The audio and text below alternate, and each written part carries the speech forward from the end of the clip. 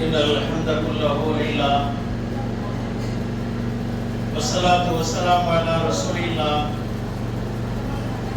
السلام عليكم ورحمة الله أيها الحجاج لله والعمار لله. قال الله تعالى في القرآن العظيم والفرقان المجيد: أعوذ بالله من الشيطان الرجيم. بسم الله الرحمن الرحيم. وأتموا الحج والعمرة لله. وقال نبينا محمد صلى الله عليه وسلم: الحجاج والعمار وفد الله إلى آخره. صدق الله العظيم. அளவற்ற அருளாளனும் நிகழற்ற அன்புடையதுமாகிய எல்லாம் வல்ல அல்லாஹ்வின் திருநாமத்தால் அல்லாஹ்வின் நல்லருளும் அண்ணல் பெருமானார் ஸல்லல்லாஹு அலைஹி வஸல்லம் அவர்களுடைய நல்லாசிகளும் நல்லோர்கள் நாதாக்கள் மேன்மக்களுடைய துஆ பரக்கத்துகளும் இந்நேரம் போல் என்றென்றும் நம்மீது நின்று நிலவட்டுமாக. ஹஜ் உம்ரா பயணத்துடைய அடித்தளமாக விளங்கக்கூடிய தல்பியாவை மும்முறை முதலில் மொழிந்து கொண்டு இன்ஷா அல்லாஹ் அதற்கு பின்பு நாம் அங்கே செய்ய வேண்டிய அமல்களை நாம் பார்ப்போம். சொல்லுங்கள்: லப்பைக் அல்லாஹும்ம லப்பைக், லப்பைக் லா ஷரீக லக லப்பைக், இன்னல் ஹம்த வன் நிஅமத லக வல் முல்க் லா ஷரீக லக். لبيك اللهم لبيك، لبيك لا شريك لك لبيك، إن الحمد والنعمة لك والملك لا شريك لك.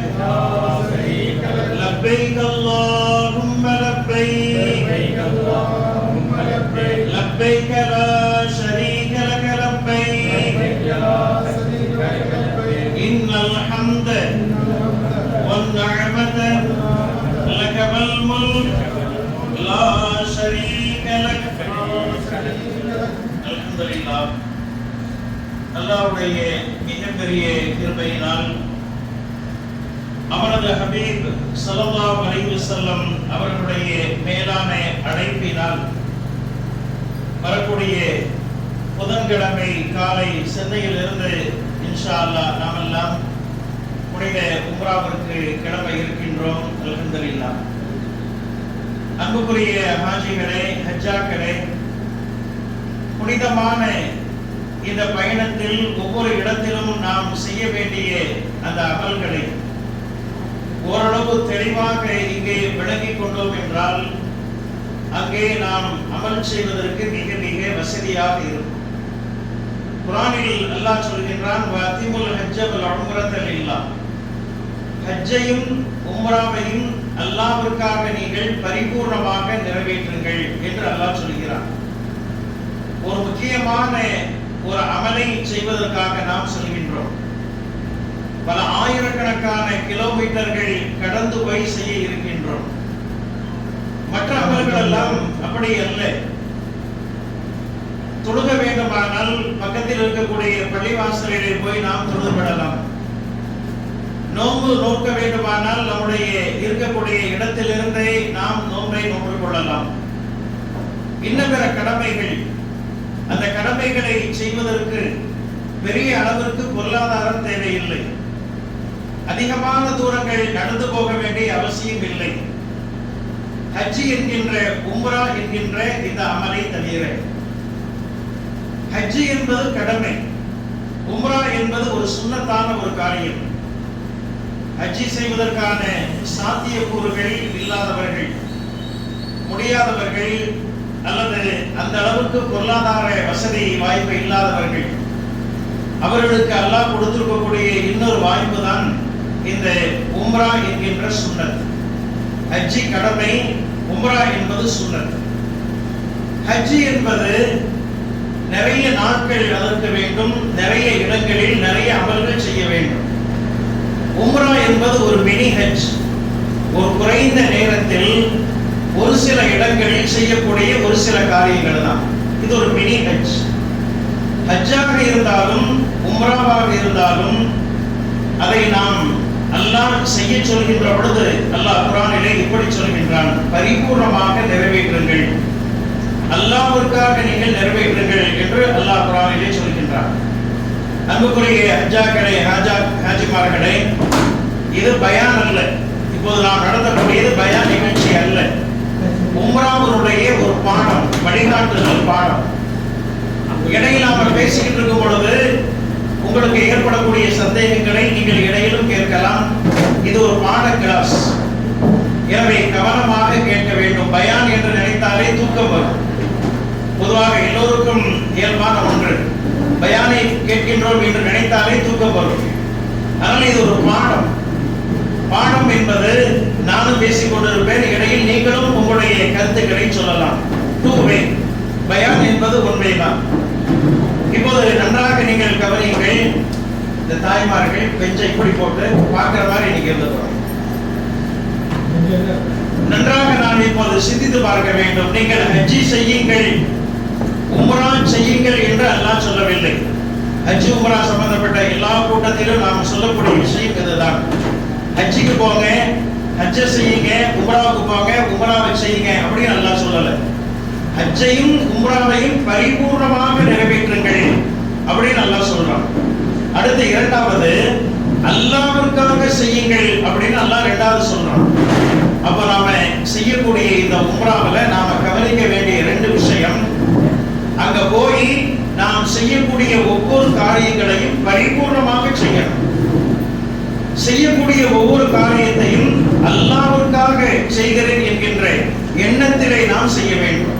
இந்த ரெண்டு விஷயத்தை ஹஜ்ஜிக்கு உம்ராவுக்கு வரக்கூடியவங்க அல்லது இனி வருவதற்கு நீர் வைத்திருக்கிறவங்க முதல்ல கவனத்தில் வச்சுக்கிறோம். பரிபூர்ணமாக செய்யணும், அல்லாஹ்விற்காக செய்யணும். இந்த ரெண்டு விஷயத்தை ஞாபகத்தில் முதல்ல வச்சுக்கிறோம். ஏன் அப்படின்னா, ஒரு காரியத்தை செய்யறதுக்கும் பரிபூர்ணமாக செய்யறதுக்கும் நிறைய வித்தியாசங்கள் இருக்கு. சில காரியங்களை நம்ம செய்வோம், கடமைக்காக செய்வோம். இன்னும் சில காரியங்களை உள்ள ஈர்ப்போடு நாம் செய்வோம், உளமாக செய்வோம், அது ஒரு ஈடுபாட்டோடு நாம் செய்வோம். ரெண்டுக்கும் நிறைய வித்தியாசம் இருக்கு. சாதாரணமாக நம்ம ஊர்ல கூட பார்க்கலாம், 40 ரூபாய்க்கு பிரியாணி கிடைக்கும், 400 ரூபாய்க்கு பிரியாணி கிடைக்கும். ரெண்டுமே பிரியாணி தான். ஆனால் ரெண்டுக்கும் இருக்கக்கூடிய வித்தியாசம், இந்த வித்தியாசம் தான் ஒரு காரியத்தை சும்மா சாதாரணமாக செய்யறதுக்கும் அல்லது கடமைக்காக செய்யறதுக்கும் உள்ள ஈடுபாட்டோடு செய்யறதுக்கும் இருக்கக்கூடிய வித்தியாசம் இதுதான். இப்போ உம்ரா செய்யக்கூடியவங்க எல்லாம் என்ன சொல்றான் அப்படின்னா, உம்ரா செய்யுங்கள் அப்படின்னு சொல்லல, பரிபூர்ணமாக செய்யுங்கள் அப்படின்னு தான் அல்ல சொல்றான். இப்போ நாம பரிபூர்ணமாக போய் செய்யணும். எப்படி எப்படி எல்லாம் செஞ்சால் நம்முடைய உம்ரா பரிபூர்ணமாக அமையும் அப்படிங்கிறதுக்காக ஒரு சின்ன கிளாஸ் தான் இந்த கிளாஸ். அப்ப நீங்க கவனமா கேளுங்க. ஒவ்வொரு இடத்துல செய்ய வேண்டிய அமலை நான் சொல்லும் பொழுது அந்த இடத்துல இருக்கிற மாதிரி கற்பனை பண்ணிக்கோங்க. கண்டிப்பா அந்த இடத்துல போய் நம்ம சொன்ன விஷயங்கள் ஞாபகத்துக்கு வரும். உங்களோட நாம கூட இருந்து அதை செய்ய வச்சாலும் கூட உங்களுடைய மனசுல இப்போதே ஏற்றிக்கிட்டீங்க அப்படின்னா ரொம்ப ஈஸியா இருக்கும். இப்ப பாருங்க, நாம உம்ரா போறோம். நம்முடைய பயணம் 2 கட்டமான பயணம். ஒன்று, நாம முதல்ல மக்காவுக்கு போறோம், அங்க உம்ராவை முடிச்சுட்டு 2வது மதீனாவுக்கு போறோம். ஒரே பயணத்தில் நமக்கு கிடைக்கக்கூடிய 2 பலாபலன்கள். முதல்ல மக்காவில் போய் உம்ரா முடிக்கிறோம், 2வது மதீனாவுக்கு போய் ஜியாரத் பண்ண போறோம். அல்லாஹ்வுடைய கிருபையில ஒரு பயணத்தில் இந்த 2 பலாபலன்களை நம்ம அடைய போறோம். இப்போ முதல்ல நம்ம போறது மக்காவுக்கு தான். மக்காவில் போய் முதல்ல உம்ரா செய்ய போறோம். அப்போ உம்ரா அப்படின்னா என்ன அப்படிங்கிறத முதல்ல அப்படி ஒரு சின்ன கண்ணோட்டத்தோட நம்ம பார்த்துக்கிறோம். உம்ரா அப்படின்னா 4 விதமான காரியங்களுக்கு உம்ரான்னு பேரு. இந்த 4 விதமான காரியத்தை செஞ்சால்தான் உம்ராவை பரிபூர்ணமாக செய்ததாக அர்த்தம். முதல்ல உம்ராவுக்கு இஹ்ராம் ஆடை மிக மிக அவசியம். அது என்னங்கிறத விளக்கமா பின்னாடி பார்ப்போம். 2வது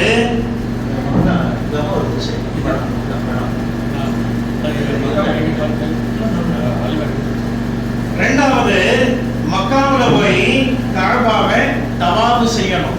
இது 2வது. 3வது சஃபா அப்படிங்கிற ஒரு மலை மருவா அப்படிங்கிற ஒரு மலை.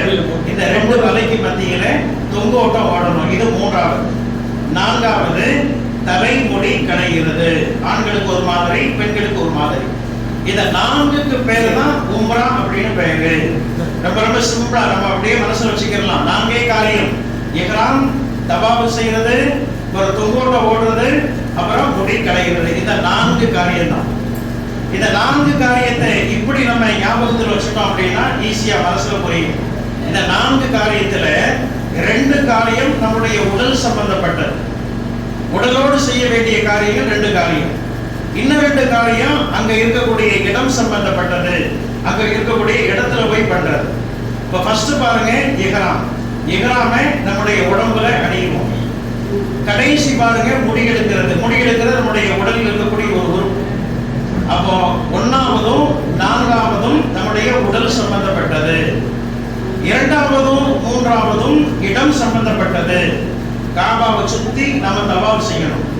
சஃபா மர்வா அப்படிங்கிற ரெண்டு மலை. இந்த ரெண்டு மலைக்கு மத்தியில தொங்கோட்டம் ஓடணும்.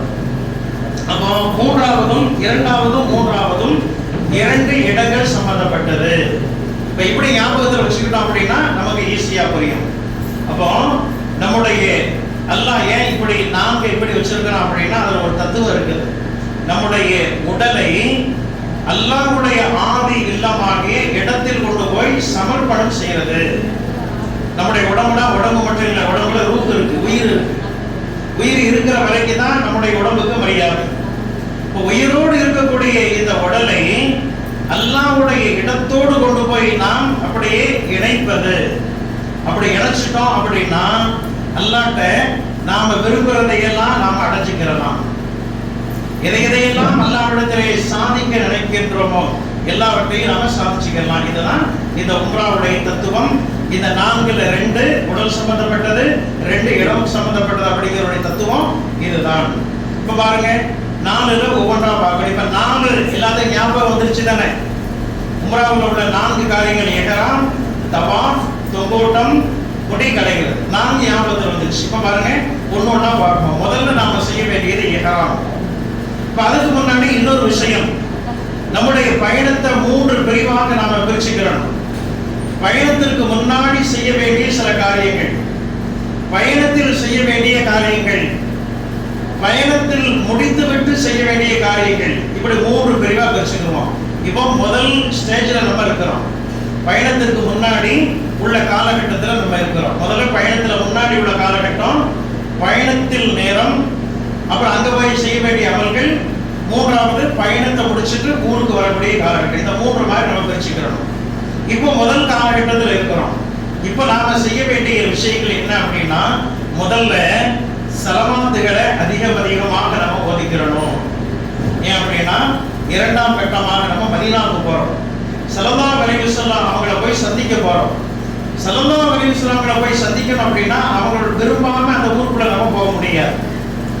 ஸல்லல்லாஹு அலைஹி வஸல்லம் அவங்க நம்மளை அழைக்காம கூப்பிடாம நாம வாங்கினது அவங்க விரும்பாம மதீனாவில் ஒரு அடி கூட நாம எடுத்து வைக்க முடியாது. நிறைய உதாரணங்கள் இருக்கிறது. ஹஜ்ஜுக்கு போவாங்க, உடம்பு சரியில்லாம அப்படியே மதீனாவுக்கு போகாம திரும்பி வந்துருவாங்க. அதே மாதிரி ஹஜ்ஜுக்கு போறவங்க மௌத்தாயி மதீனாவுக்கு போக முடியாம மௌத்தா போறவங்க நிறைய பேர் இருக்கிறாங்க. ஹஜ்ஜுக்கு போறவங்க மதீனாவுக்கு போக மாட்டேன் வரமாட்டேன்னு சண்டை போட்டு வந்தவங்க நிறைய இருக்கிறாங்க. இப்படி நிறைய விஷயங்கள் இருக்கு. நிறைய பேர் மதீனாவுக்கு போறதுக்கு ட்ரை பண்ணியிருப்பாங்க, போக முடியாத ஒரு சூழல் ஏற்பட்டிருக்கும். இன்னைக்கு பாருங்க, பெரிய சோதனை. மதீனாவுக்குலாம் போயிருப்பாங்க, ஆனா உள்ள போய் சலாம் சொல்லக்கூடிய ஒரு வாய்ப்பு கிடைக்காம நிறைய பேர் திரும்பி வந்தவங்க நிறைய பேர் இருக்கிறாங்க. அப்படி ஒண்ணு இருக்கு அப்படிங்கிறது ரொம்ப பேருக்கு தெரியாது. ஆப்ல அப்ளிகேஷன்ல பதிவு செஞ்சு உள்ள போகணும். முதல்ல எப்ப வேண்டாலும் ரவுலாவுக்குள்ள ஆண்கள் போகலாம், ரவுலாவுக்குள்ள பெண்கள் ஒவ்வொரு நாளைக்கும் 3 வேளை அவர்களுக்கு டைம் உண்டு. 3 வேளைகள் எப்ப வேண்டாலும் போகலாம், டெய்லியும் போகலாம். இப்ப அப்படி இல்லை. ஒரு டைம் உம்ரா போனோம் அப்படின்னா ஒரு ட்ரிப் தான் ஆப்ல பதிவு செஞ்சு மதீனாவுக்குள்ள போகணும். இப்ப முன்னாடி அது எப்போ போகலாம் அப்படிங்கிற மாதிரி இருந்துச்சு. இப்ப நான் எதுக்கு சொல்றேன் அப்படின்னா, ஸல்லல்லாஹு அலைஹி வஸல்லம் அவர்கள் விரும்பாமல் யாரும் மதீனாவுக்குள்ள போக முடியாது. ஸல்லல்லாஹு அலைஹி வஸல்லம் விரும்பாம யாரும் ரவுலாவுக்குள்ள வர முடியாது. இப்ப ஸல்லல்லாஹு அலைஹி வஸல்லம் அவங்களுடைய பெரிய துஆ பரக்கத்து ஒரு காலத்துல நீங்க தாராளமா என் இடத்துக்கு வாங்க அப்படின்னு அவங்க அனுமதிச்சிருந்தாங்க. எப்ப வேண்டாலும் போகலாம், போயிட்டு வந்து மதீனாவுக்கு நம்ம போகும்போது டெய்லி ரவுலாக்குள்ள போவோம். இப்ப அப்படி அப்படி இல்லை. ஸல்லல்லாஹு அலைஹி வஸல்லம் அவங்களே லிமிட் பண்ணிட்டாங்கன்னு நான் நினைக்கிறேன். ஒன் டைம் உம்ரா போகும்போது ஒரு டைம் மட்டும்தான் உள்ள போக முடியும். அப்போ ஸல்லல்லாஹு அலைஹி வஸல்லம் அவங்களுடைய ரவுலாவுல போய் நம்ம அவங்களை சந்திக்க போறோம். அவங்களுக்கு ஒரு பெரிய காணிக்கை கொண்டு போகணும். என்ன காணிக்கை? எந்த ஸலவாத். இப்போ ஸலவாத்தை நம்ம நிறைய ஓதணும். நமக்கு இருக்கக்கூடிய நாட்கள் இன்னும் சில நாட்கள் தான். ஸல்லல்லாஹு அலைஹி வஸல்லம் சொல்லுவாங்க, வெள்ளி திங்கள்ல நிறைய ஸலவாத் ஓதுங்க அப்படின்னு. இன்னும் ஒரு திங்கள் மட்டும்தான் நமக்கு இருக்குது. அங்க போய் மக்காவுல போய் ஒரு வெள்ளிக்கிழமை வரலாம். அப்ப நிறைய இன்ஷா அல்லாஹ் நம்ம ஸலவாத் ஓதிக்கலாம். இப்போ ஊர்ல இருக்கும் பொழுது நாம கவனிக்க வேண்டிய விஷயம், நல்லா நோட் பண்ணிக்கோங்க. நம்முடைய வீட்டில் இருக்கக்கூடிய எல்லோரும் சேர்ந்து, உம்ராவுக்கு வரக்கூடியவங்க, உம்ராவுக்கு வராதவங்க, சின்ன பிள்ளைங்க, பெரியார் எல்லாம் சேர்ந்து ஸலவாத்துகள் நிறைய நிறைய ஓதி உம்ராவுக்கு போகக்கூடிய ஒரு வசத்தில் அதை ஒப்படைச்சு நீங்க எங்களுடைய இந்த ஸலவாத்தை கொண்டு போய் ரவுலாக ஒப்படைங்க அப்படின்னு மற்ற பேர் சொல்றோம். நம்மளும் நிறைய ஓதி போகக்கூடியவங்க நிறைய ஓதி அதை நாம் ஸல்லல்லாஹு அலைஹி வஸல்லம் கிட்ட ஏந்திட்டு போகணும். அப்போ பயணத்திற்கு முன்பு செய்ய வேண்டிய காரியங்களில் ஒரு காரியம் இந்த காரியம். இன்னொரு காரியம், ஒரு முக்கியமான பயணத்துக்கு போறோம். நம்ம பயணத்திற்கு போகும் பொழுது ஏதாவது ஒரு மனஸ்தாபங்கள், நம்மள மாதிரி நம்ம சொந்தக்காரங்கள், நண்பர்கள் யாரையாவது மனஸ்தாபங்கள் இருந்துச்சு அப்படின்னா அவங்கள்ட்ட போய் பேசி அவங்கள சந்திச்சு முசாபஹா செஞ்சு, உங்களுக்காக நானும் துவா செய்கிறேன், எங்களுக்காக நீங்களும் துவா செய்யுங்க அப்படின்னு கேட்டுட்டு நம்ம என்ன செய்யணும்? பயணம் போகணும். ஏன் அப்படின்னா சில பேர் சொல்லுவாங்க, இவரெல்லாம் போய் உம்ரா போறாரு பாருங்க, அவருக்கு நமக்கு ஏதாவது மனஸ்தாபங்கள் இருக்கும். அப்ப நம்முடைய பயணத்தை ரொம்ப சீப்பா அவங்க பேசிடுவாங்க. இவரெல்லாம் போறாரு பாருங்க, இந்த அம்மாவெல்லாம் போது பாருங்க அப்படின்னு அவங்க பேசிடுவாங்க. இப்ப யாரோட மனஸ்தாபம் இருக்குதோ அவங்கள்ட்ட போய் நம்ம மனம் விட்டு பேசி மன்னிப்பு கேட்டு சந்தோஷமாக போகும் பொழுது, நீங்க போயிட்டு வாங்க, நல்லபடியா போங்க அப்படின்னு மனதால் நம்ம வாழ்த்துவாங்க. அப்படிப்பட்ட வகையில் நாம் நடந்து கொள்ளணும். பயணத்திற்கு முன்னாடி செய்ய வேண்டிய காரியங்கள் இந்த காரியம். அப்புறம் பாருங்க, பயணம் போகக்கூடிய அந்த நேரம். இப்போ முதல்ல இஹ்ராம் அப்படின்னு நம்ம சொன்னோம். இஹ்ராம நம்ம டிரான்சிட்ல போறதுனால இன்ஷா அல்லாஹ் ஓமன்ல போய் நம்ம இஹ்ராம் அடிச்சுக்கிறோம். நம்ம ஹேண்ட் லக்கேஜ்ல நம்முடைய இஹ்ராம நம்ம வச்சுக்கிறோம். இப்ப வீட்டில இருந்து நம்ம பெறப்படும் பொழுது அன்றைய நாளில் வீட்டிலேயே இஹ்ராமுடைய குளியல் குளிச்சுக்கிறோம். 6 ரக்காயத்துகள் தொடரும். 2 ரக்காயத்தா 6 ரக்காயத்துகள் பெறப்படுறதுக்கு முன்னாடி இன்ஷா அல்லாஹ் தொழுகணும். இப்ப நம்ம இஷா தொழுது தான் நம்ம போறோம். அப்ப மகரிப் தொழுத உடனே, அதுக்கு முன்பே குளிச்சுட்டு மகரிப் தொழுத உடனே 2 ரக்காயத்தா 6 ரக்காயத்து தொழுகணும். முதல்ல 2 ரக்காய் சுக்ரியா நஃபில், இரண்டாவது 2 ரக்காய் பயண தொழுகை, மூன்றாவது 2 ரக்காய் தவா இஹ்ராமுடைய தொழுகை. அங்க போய் தொழுவோம், இருந்தாலும் நம்ம வீடு அப்படிங்கிறதுனால உரிமையோட நம்ம வீட்டுல நம்ம தொழுதுட்டு போனோம், வீட்டுக்கு பிறகு. இப்ப இந்த 6 ரக்காயத்தை நம்ம தொழுதுட்டு வீட்டுல இருக்கக்கூடிய எல்லாரும் சேர்ந்து இப்ப நம்ம ஆரம்பத்துல தல்பியாவை 3 தடவை நம்ம சொல்லணும். நம்ம வீட்டுல இருந்து சின்ன பிள்ளைங்க, பெரிய ஆட்கள், போறவங்க போகாதவங்க எல்லாரும் சேர்ந்து இந்த தல்பியாவை சொல்லணும். ஏன் அப்படின்னா ஸல்லல்லாஹு அலைஹி வஸல்லம் சொன்னாங்க, உம்ராவுக்கு ஹஜ்ஜுக்கு நியத் வச்சு யார் இந்த தல்பியாவை முடிப்பாரோ அவருக்கு மேல இருக்கக்கூடிய 7 வானங்கள் வரையிலும் இருக்கக்கூடிய பொருட்கள், அவருடைய காலுக்கு கீழே 7 பூமிக்கு இடைப்பட்ட இடத்தில் இருக்கக்கூடிய பொருட்கள், வலது இடது முன் பின் எல்லா சுற்றுச்சூழ இருக்கக்கூடிய எல்லா பொருட்களும் அவரோடு சேர்ந்து தல்பியாவை முடிக்கிறது. இப்ப நம்முடைய வீடே நம்மோட சேர்ந்து தல்பியாவை சொல்லும். நம்முடைய வீடும் வீடு சார்ந்த பொருட்களும் நம்மளோட சேர்ந்து தல்பியாவை சொல்லுது அப்படின்னா நம்முடைய வீட்டிற்கு பரக்கத்து வருவதற்கு அது ஒன்றே போதும். நம்முடைய வீடு பரக்கத்தாக ஆகிவிடும். இப்ப எல்லாரும் சேர்ந்து இந்த வாய்ப்பை நம்ம பயன்படுத்திக்கிறோம். தல்பியாவை சொல்லிட்டு இன்ஷா அல்லாஹ் நம்ம என்ன செய்யறோம்? சென்னைக்கு எல்லாருமே சேர்ந்து நம்ம சென்னைக்கு வர்றோம். சென்னையில இஹ்ராம் கட்ட மாட்டோம், ஓமன்ல தான் நம்ம இஹ்ராம் கட்டுறோம். அப்போ உம்ராவுடைய முதல் ஸ்டெப்பு அங்க இருந்தா ஆரம்பிக்கும். அது எந்த எல்கை அப்படின்னா மக்காவில இருந்து கிட்டத்தட்ட ஒரு 50 கிலோமீட்டருக்கு முன்னாடி இருக்கக்கூடிய ஒரு அரை மணி நேரம் ஃபிளைட் டிஸ்டன்ஸில் இருக்கக்கூடிய யமன் நாட்டில் இருக்கக்கூடிய ஒரு இடம் தான் இஹ்ராமுக்குரிய ஒரு பாயிண்ட். இப்ப விமானத்தில் வச்சு அதை கட்ட முடியாது அப்படிங்கிறதுனால ஓமன்லயே நம்ம என்ன செஞ்சிடறோம்? இஹ்ராம் கட்டி அதற்குரிய நியத்தை நம்ம வச்சுட்டு தல்பியாவை சொல்லிட்டு இன்ஷா அல்லாஹ் ஓமன்ல இருந்து ஜித்தாவை நோக்கி நம்ம விமானத்துல போறோம். இப்ப பாருங்க, இப்ப நார்மல் ட்ரெஸ்ல நம்ம எல்லாம் இருக்கிறோம். இப்ப நம்ம எல்லாம் சாதாரணமானவர்கள். எப்ப இஹ்ராமை கட்டி இஹ்ராமுக்குரிய நியத்தை நாம் வைத்து விட்டோமோ அப்ப நமக்கு என்ன பேர் அப்படின்னா முஹ்ரிம், புனித பயணி அப்படிங்கிற பேர் வந்தது. அது வரைக்கும் நம்ம சாதாரணமான ஆள். ஒரு ஆள் அமெரிக்காவுக்கு போறாரு அப்படின்னா அவருக்கு பேரு பயணி, அவருக்கு பேரு சாதாரணமான ஒரு பயணம் செய்யக்கூடியவர், ஒரு பாசஞ்சர். ஆனா உம்ராவுக்கு ஹஜ்ஜிக்கு போகக்கூடியவங்க இஹ்ராம கட்டி நியத்து வச்சுக்கிட்டா அவங்களுக்கு பேரு பில்கிரிம்ஸ், புனித பயணிகள், சாதாரணமான பயணி அல்ல. மற்ற இடங்களுக்கு போறவங்க பயணி.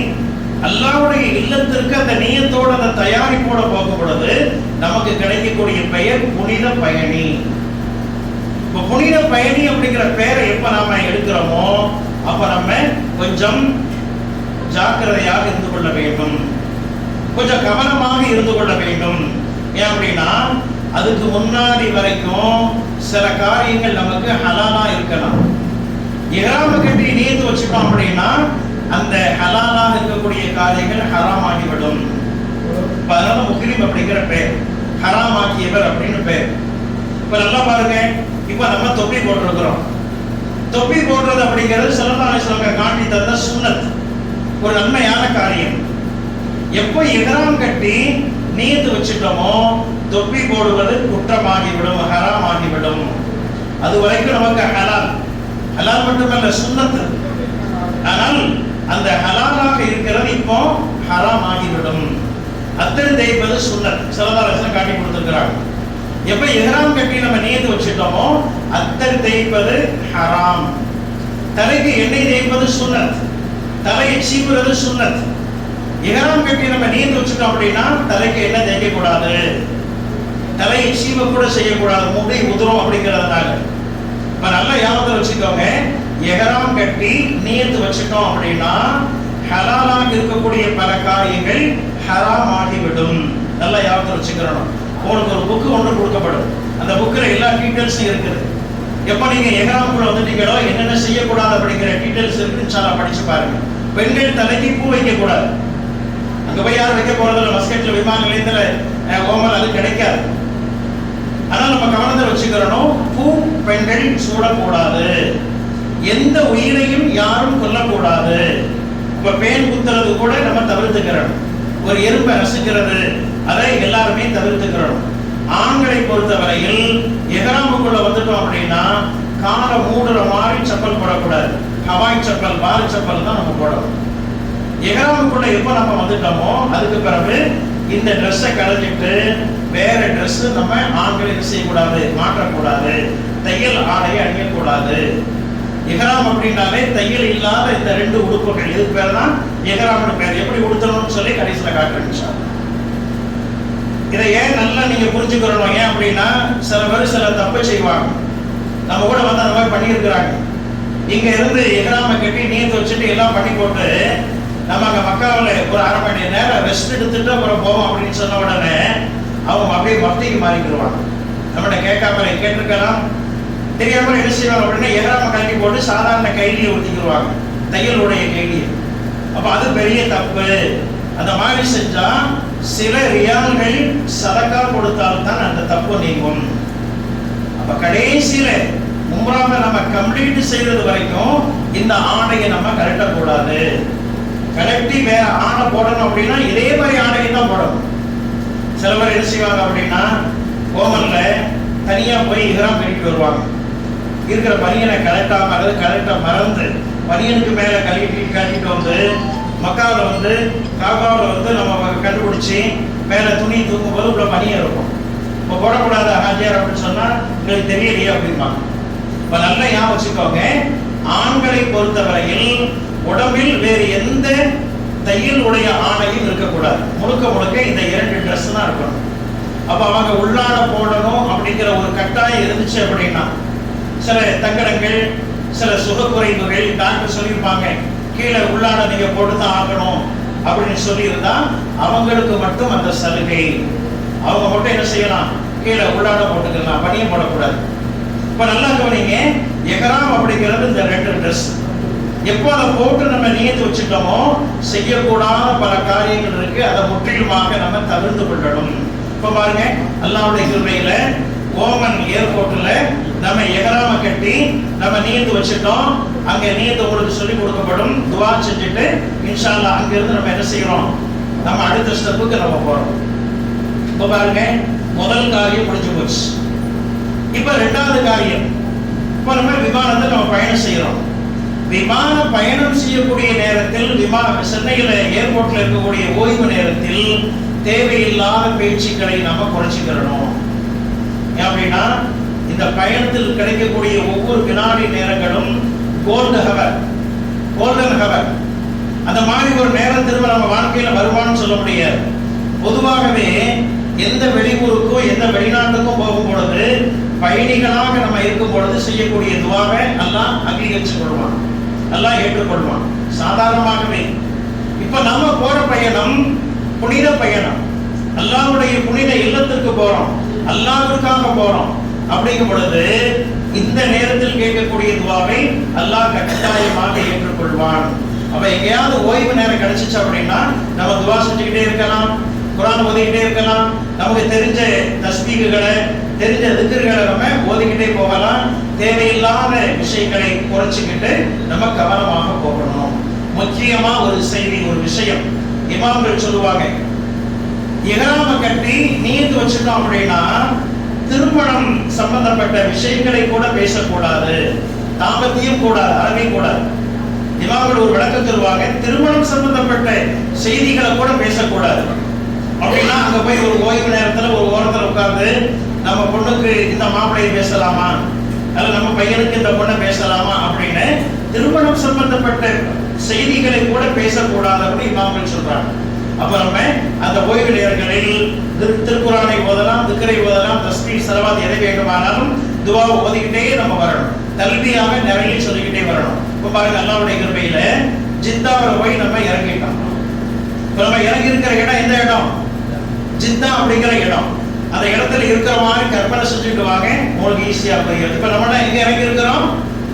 ஜித்தாவில் இறங்கி இருக்கிறோம். உம்ராவுடைய 4 காரியத்தில் முதல் காரியத்தை நம்ம செஞ்சிட்டோம். என்ன செஞ்சிருக்கிறோம்?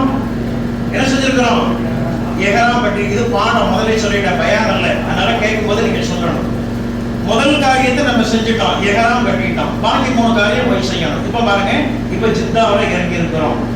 நம்ம அந்த பயணத்துல எந்தெந்த இடத்துக்கு போறோமோ அந்த இடத்துடைய சிறப்புகளை விளக்கிட்டு தான் வரணும், விளக்காம வரக்கூடாது. ஏன் அப்படின்னா கிட்டத்தட்ட 1 லட்சம் ரூபாய் வரைக்கும் நம்ம செலவு செஞ்சுட்டு போறோம். கிட்டத்தட்ட 15 நாட்கள் இதுக்காக நம்ம செலவு செய்யறோம். நம்ம செலவு செஞ்ச நேரங்களும் பணம் காசுகளும் பிரயோஜனமான முறையில் அமைய வேண்டும். சும்மா ஏதோ குற்றாலத்துக்கு போய் சுத்தி பார்த்துட்டு வந்தது மாதிரி, ஊட்டி கொடைக்கானலுக்கு போய் சுத்தி பார்த்துட்டு வந்தது மாதிரி ஒரு பிக்னிக் அல்ல இது. எந்த ஒரு இடத்துல போனாலும் இந்த இடத்துடைய சிறப்பு என்ன அப்படின்னு நீங்க என்ன கேட்கணும். ஒவ்வொரு இடத்துடைய சிறப்பை நாம் தெரிஞ்சுட்டு தான் வரணும். உதாரணமா பாருங்க, ஓமன்ல போய் இறங்கி இருக்கமா இல்லையா? மஸ்கட்ல நம்ம ஓமன்ல இறங்கி இருக்கிறோம். அந்த பிளேஸே ஒரு முக்கியமான இடம். நான் அங்க வந்து கூட வரவங்களுக்கு நான் விளக்கம் சொல்றேன். பல நபிமார்கள் வாழ்ந்து மறைந்த இடம் அந்த இடம். அது யார் யார் அப்படின்னு அங்க வச்சு நம்ம சொல்றோம். அந்த இடத்துல வச்சு அந்த நாட்டில் அடங்கி இருக்கக்கூடிய நபிமார்களுக்கு அங்க ஏர்போர்ட்ல இருந்து இன்ஷால்லா நம்ம சலாமும் சொல்றோம். இப்ப பாருங்க, அந்த இடத்துடைய சிறப்பை வழங்கிக்கிறோம். இப்ப ஜித்தாவில் வந்து இறங்கி இருக்கிறோம். ஜித்தாவுடைய சிறப்பை நம்ம விளங்கிக்கிறோம். ஜித்தா அப்படிங்கிறது யாருடைய ஊரு, ஏன் அந்த பேர் வந்துச்சு அப்படின்னா, ஜித்தா அப்படின்னா பாட்டின்னு அர்த்தம், கிராண்ட் மதர், பாட்டின்னு அர்த்தம் அரபியில. ஏன் அந்த பேர் வச்சாங்க அப்படின்னா, நம்முடைய கிராண்ட் மதர், எல்லோருடைய கிராண்ட் மதர் ஹவ்வா அலைஹிஸ்ஸலாம் அவங்க அங்க சில ஆண்டுகள் வாழ்ந்தாங்க. மரணித்து அவர்கள் அடக்கப்பட்ட இடம் ஜித்தா அப்படிங்கிற இடம். முன்னாடி நாங்க போய் சலாம் சொல்ல போனோம், நம்ம மக்காவுக்கு போனோம். இப்ப அங்க அலவுட் அல்ல, ஏன்னா நம்ம ஏர்போர்ட்ல இருந்து நம்ம சலாத்தை தெரிவிச்சுக்கலாம். அப்ப அதனால அந்த ஊருக்கு ஜித்தான்னு பேர் வந்திருக்குது. ஹவ்வா அலைஹிஸ்ஸலாம் அவங்க வாழ்ந்த ஊரு, அவங்க இறந்து மரணித்து அடக்கப்பட்ட ஊர் அப்படிங்கிற இந்த வரலாற்றை நம்ம என்ன செய்யணும், அந்த இடத்துல இருந்து தெரிஞ்சுக்கிறோம், ஞாபகப்படுத்திக்கிறோம். இப்படி ஒவ்வொரு இடத்துலையும் இடத்துடைய சிறப்பை நம்ம விளங்கி வந்தோம் அப்படின்னா தான் நாம் செலவு பண்ண காசு பிரயோஜனமாக இருக்கும், கொடுத்த நேரங்கள் பிரயோஜனமாக அமையும். இப்ப பாருங்க, அல்லாஹ்வுடைய கிருபையில ஹவ்வா அலைஹிஸ்ஸலாம் அவங்க வாழ்ந்து மறைந்து அடக்கப்பட்ட அந்த ஊர் ஜித்தா அப்படிங்கிற ஊர். அங்க இருந்து விமானத்துல இருந்து அங்க வந்து இறங்கிட்டோம். இப்ப அங்க இருந்து நம்ம எங்க போகணும்? இன்ஷா அல்லாஹ் மக்காவுக்கு போகணும். மக்காவுக்கு பஸ்ல கூட்டிட்டு போவாங்க, நம்முடைய மார்னிங் ஸ்பான்சர் நம்மளோட பஸ்ல மக்காவுக்கு கூட்டிட்டு போவாங்க. அப்ப மக்காவுக்கு போகும் பொழுது ஒரு 25 கிலோமீட்டருக்கு முன்னாடி மக்காவில் ஹரமுடைய எல்கை அப்படின்னு ஒன்று இருக்கும். இப்போ நம்ம படத்துல பார்த்துருக்கலாம், நிறைய வீடியோக்களை பார்த்துருக்கலாம். குரான் ரேகாலி வச்சது மாதிரி ஒரு அமைப்பு அங்கே இருக்கும், ஒரு ஆர்ச் அங்கே இருக்கும். ரோட்டுக்கு மேலே குரான் ரேகாலி வச்சது மாதிரி ஒரு ஆர்ச் வச்சிருப்பாங்க. அந்த ஆர்ச்சிக்கு உள்ள இடம் ஹரமுடைய எல்கை அப்படின்னு பேர். அங்கே போட்டிருப்பாங்க, நான் முஸ்லீம் நாட் அலோவ். அல்லாஹ் ரசூலை ஈமான் கொண்டவங்க மட்டும்தான் அதுக்கு உள்ள போக முடியும். மற்றவங்க உள்ள வந்தாங்க அப்படின்னா அவங்களுக்கு மரண தண்டனை கொடுக்கப்படும். சவுதி அரசுடைய சட்டம். இப்ப இந்த இடத்துக்குள்ள நம்ம நுழைகிறோம். இப்ப இந்த இடம் எப்படிப்பட்ட இடம் அப்படின்னா சொர்க்கத்துக்கு நிகரான இடம். ஏன்னா உள்ள அல்லாஹ் ரசூலை ஈமான் கொண்டவங்க மட்டும்தான் உள்ள போக முடியும். சொர்க்கத்துல அல்லாஹ் ரசூலை ஈமான் கொண்டவங்க மட்டும்தான் உள்ள நுழைய முடியும். இப்ப இங்கேயும் அப்படின்னா இந்த இடம் சொர்க்கத்துக்கு நிகரான ஒரு இடம். இந்த இடத்துடைய தன்மையை புரிஞ்சுக்கிறவங்க அப்படியே கண்ணீர் விட்டு கதறி அழுது தல்பியாவை உறக்க அங்கே முடிவார்கள். அப்படின்னா உலகத்தில் எல்லாம் பல லட்சக்கணக்கான படைப்புகளை படைச்சிருக்கிறான். அதில் சிறந்த படைப்பு மனித படைப்பு. அந்த மனுஷ படைப்புல எல்லாம் நம்மளை படைச்சதுக்கு எல்லாரும் நன்றி செலுத்தணும். மனிதர்களிலேயே மிக மிக உயர்ந்தவர்கள் ஸல்லல்லாஹு அலைஹி வஸல்லம் சமுதாயத்து மக்கள் தான். ஸல்லல்லாஹு அலைஹி வஸல்லம் சமுதாய மக்களிலேயே மிக மிக உயர்ந்தவர்கள் அல்லாஹ் ரசூலை ஈமான் கொண்டவங்க தான். இன்னைக்கு நிறைய பேர் இருக்கிறாங்க, யகூதிகள் இருக்கிறாங்க, முஸ்லிம்கள் இருக்கிறாங்க, எல்லாம் ஸல்லல்லாஹு அலைஹி வஸல்லம் சமுதாய மக்கள் தான். ஆனால் அதில் சிறந்தது அவங்க ஈமான் கொண்டவங்க மட்டும்தான். அல்லாஹ் அதிலேயும் ஒருபடி நம்மளை மேலே கொண்டு வந்திருக்கிறான். இப்போ அதுக்காக அல்லாஹ்வுக்கு நன்றி செலுத்தணும். அதில் ஒருபடி மேலே போய் உலகம் முழுவதிலும் கோடிக்கணக்கான முஸ்லிம்கள் இருக்கின்றார்கள். எல்லாத்தையும் விட்டுட்டு இந்த டைம்ல அல்லாஹ்வுடைய இடத்துக்கு உம்ரா செய்யறதுக்கு அல்லாஹ் நம்மளை தேர்ந்தெடுத்து கூட்டிட்டு வந்தாரா இல்லையா? அதுக்காக நம்ம அல்லாஹ்வுக்கு நன்றி செலுத்தணும். கோடிக்கணக்கான மக்கள் உலகத்தில் இருக்கிறார்கள். நிறைய வசதி படைத்தவர்கள் உம்ராவுக்கு போக முடியல, ஹஜ்ஜுக்கு போக முடியல. அவங்களுடைய சந்தர்ப்ப சூழல், போக முடியாத சூழல். நம்ம நாட்டில் முகலாய மன்னர்கள் நிறைய பேர் நாட்டில் ஆட்சி பண்ணாங்க. அதில் ஒருத்தர் கூட ஹஜ்ஜுக்கு போகல. ஹஜ்ஜுக்கு போயிருந்தோம் அப்படின்னா இங்கே ஆட்சி அப்படியே மாறி போயிருக்கும். ஆர்மாறாட்டம் செய்வார்கள். திரும்ப வரும்பொழுது அவங்க கைது செய்யப்பட்டு சிறைக்கு தான் போக முடியும்.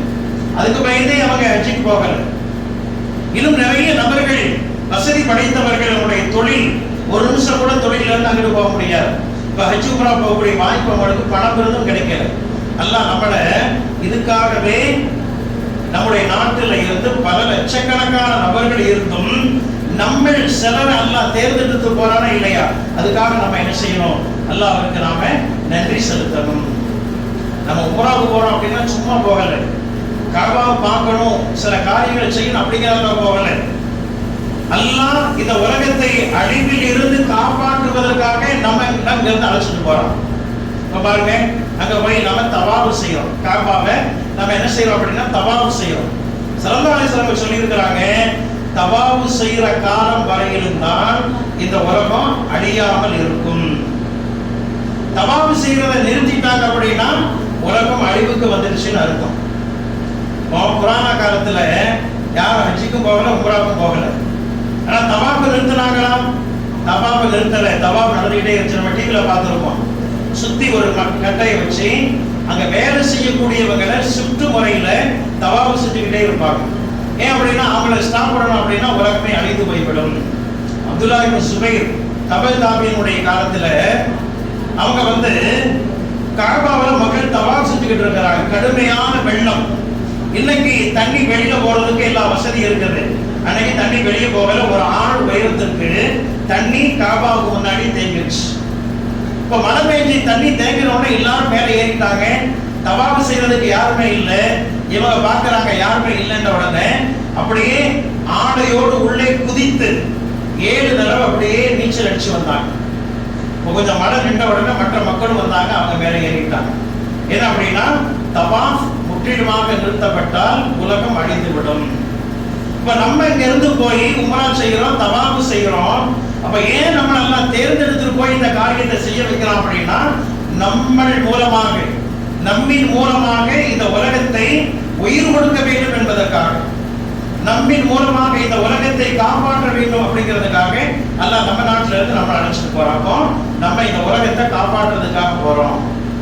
உலகத்தை அழிவில் இருந்து காப்பதற்காக நம்ம அந்த அமலை செய்ய போறோம். அப்போ அப்படிப்பட்ட மக்களாக எத்தனையோ மக்கள் இருக்கின்ற பொழுது நம்மளை எல்லாம் அழைச்சிட்டு போனாங்க அப்படின்னா, அதிலும் குறிப்பாக ஈமான் கொண்டவர்கள் மட்டுமே உள்ளே நுழையக்கூடிய இந்த இடத்திற்கு எல்லாம் நம்மளை உள்ளே கொண்டு வந்தானே அப்படி நினைக்கும் பொழுது, அந்த ஹரமுடைய எல்கை வருகின்ற பொழுது ஆனந்த கண்ணீர் விட்டு கதறி அழுது லப்பைக் அல்லாஹும்ம லப்பைக் அப்படிங்கிற தல்பியாவை உறக்க நாம் சொல்ல வேண்டும். இந்த இடம் வரும்போது உங்களுக்கு நான் ஞாபகப்படுத்துவேன். சமயத்தில் அதெல்லாம் வேறு பாதை இருக்கு.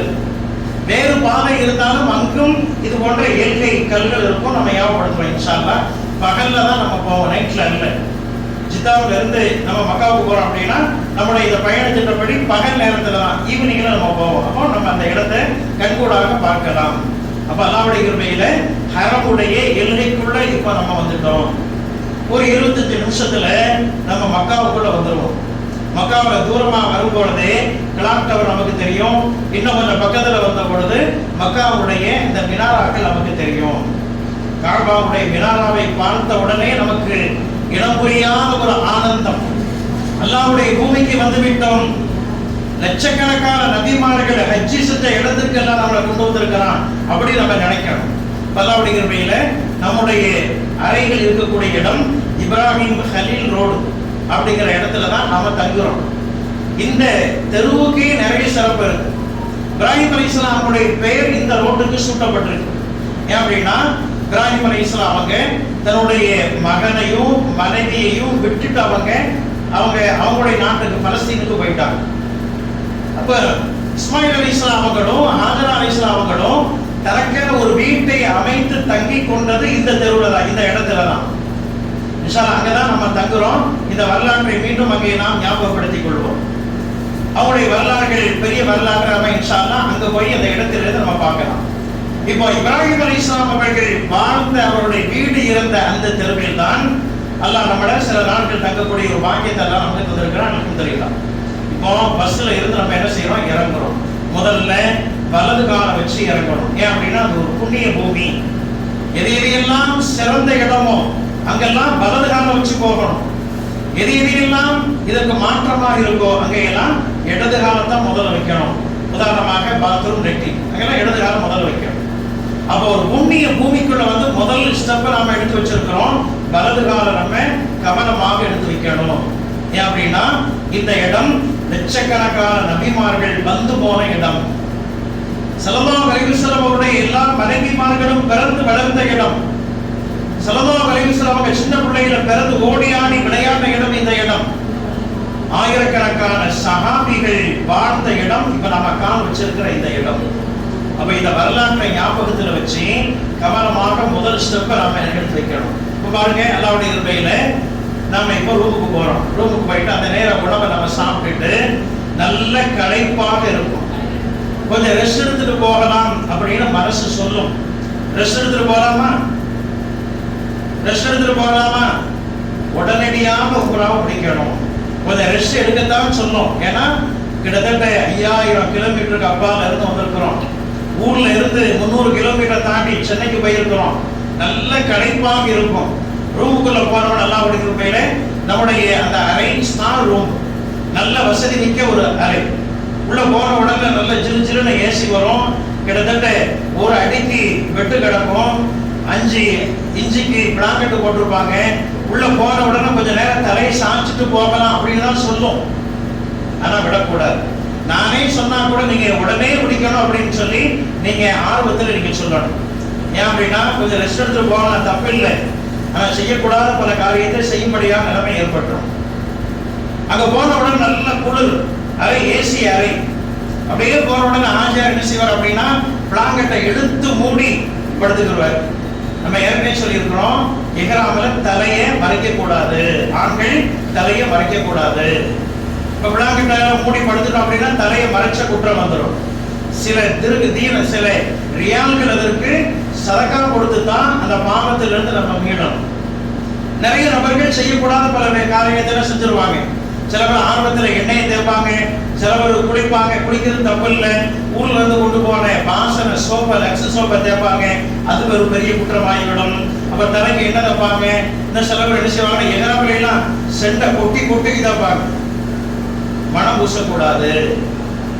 இஹ்ராமா இருந்தாலும் சரி, நம்முடைய மேலையா இருந்தாலும் சரி, அந்த காரியத்தை செய்யக்கூடாது. அப்ப கொஞ்ச நேரம் ரெஸ்ட் எடுத்துட்டு போகிறோம் அப்படின்னா சில தவறுகளை செய்ய வேண்டிய நிலைமை ஏற்பட்டுரும். அதனால உடனடியாக போய் உம்ராவை நம்ம முடிக்கணும். நீங்களே ரெஸ்ட் எடுக்கணும் அப்படி இருந்தாலும் உங்களுடைய உள் உணர்வு, இந்த காபாவை எப்போ போய் பார்க்க போறோம், இந்த கண்ணை எல்லாம் படைத்ததற்கான ஒரு நியதி இப்போதுதான் நிறைவேறுகிறது என்பதை புரிந்து கொண்டு உடனே போய் பார்க்கணும் அப்படிங்கிற ஆர்வத்துல கடைப்பெல்லாம் ஒன்றுமில்லாம போயிடும்.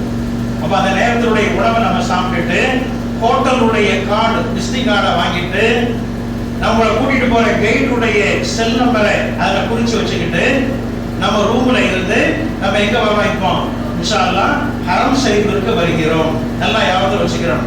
நம்ம ரூம் எங்க இருக்குது, ரூம்ல இருந்து எந்த வழியா போகணும், நேர் ஒரே ஸ்ட்ரைட் ரோடு தான், பக்கத்துல தான், ஒரு 5 நிமிஷம் நடை தான். கிளாக் டவருக்கு அப்படியே பேக்கில் தான் நம்முடைய ரூம் இருக்கு. அப்போ லொகேஷனை பார்க்கறது அப்படிங்கிறது ஒரு பெரிய விஷயம் அல்ல. ஆனாலும் கூட நம்ம தெரிஞ்சுக்கிறோம், எந்த ஹோட்டலுக்கு ஆப்போசிட்ல நம்ம ஹோட்டல் இருக்கு, நம்ம ஹோட்டலுக்கு பக்கத்துல வேற எந்த ஹோட்டல் இருக்கு, எல்லாத்தையும் ஞாபகத்துல வச்சுட்டு லொகேஷனை பார்த்துக்கிட்டு தல்பியா சொல்லிக்கிட்டே ரூம்ல இருந்து நாம என்ன செய்யறோம், இப்போ ஹரம் ஷரீஃபுக்கு வர்றோம்.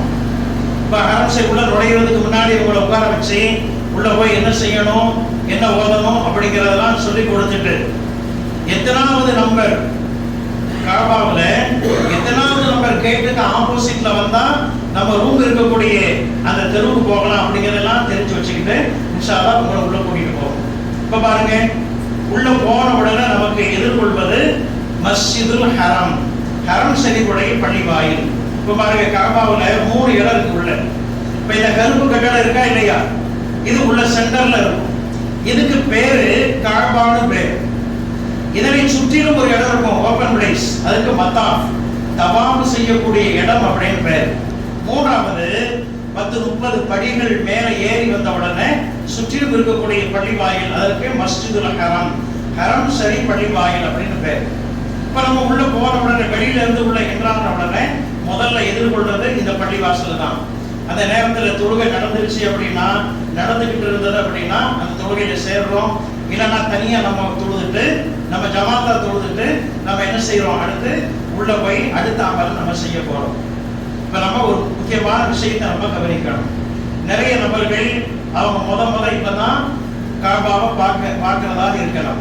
இன்னும் சில நபர்கள் ஏற்கனவே போயிட்டு வந்திருப்பாங்க, அடுத்தபட்சமாக 2வது பயணமாக இருக்கலாம்.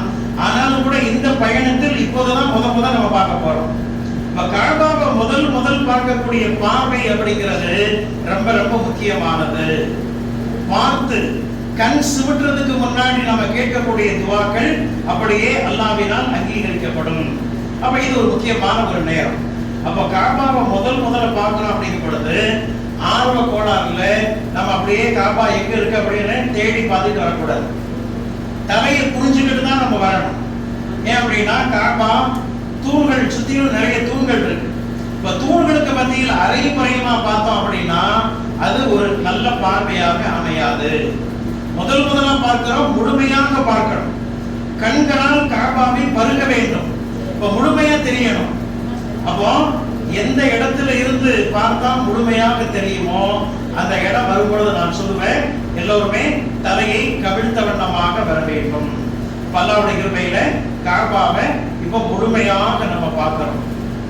காபாவை பார்க்கின்ற பொழுது ஒரு 30 வினாடி கண் சிமிட்டாம பார்க்கலாம். இப்ப அந்த நேரத்தில் கேட்கக்கூடிய துவாவெல்லாம் ஏத்துக்கிறோமா? என்ன துவா கேட்பது? நிறைய நமக்கு தேவைகள் இருக்கிறது. சொந்தக்காரங்க நிறைய சொல்லி விட்டுருப்பாங்க. இப்ப என்ன கேட்கிறது? 30 வினாடிக்குள் என்னதான் கேட்க முடியும்? இமாம்கள் நமக்கு சொல்லி தந்திருக்கிறாங்க. ஒரு துவா ஒண்ணு இருக்கு, ஜாமியுத் துவான்னு அதுக்கு பேர். முக்கியமான துவா. அந்த துவா தெரியாத ஆள் யாருமே இல்லை. அந்த துவா ஓதுனா எல்லாருமே சந்தோஷப்படுவாங்க. அதான் ரப்பனா ஆத்தினா ஃபித் துன்யா ஹஸனா வ ஃபில் ஆখিরাতি ஹஸனத்தம் வ கீனா அஸாபன் நார்.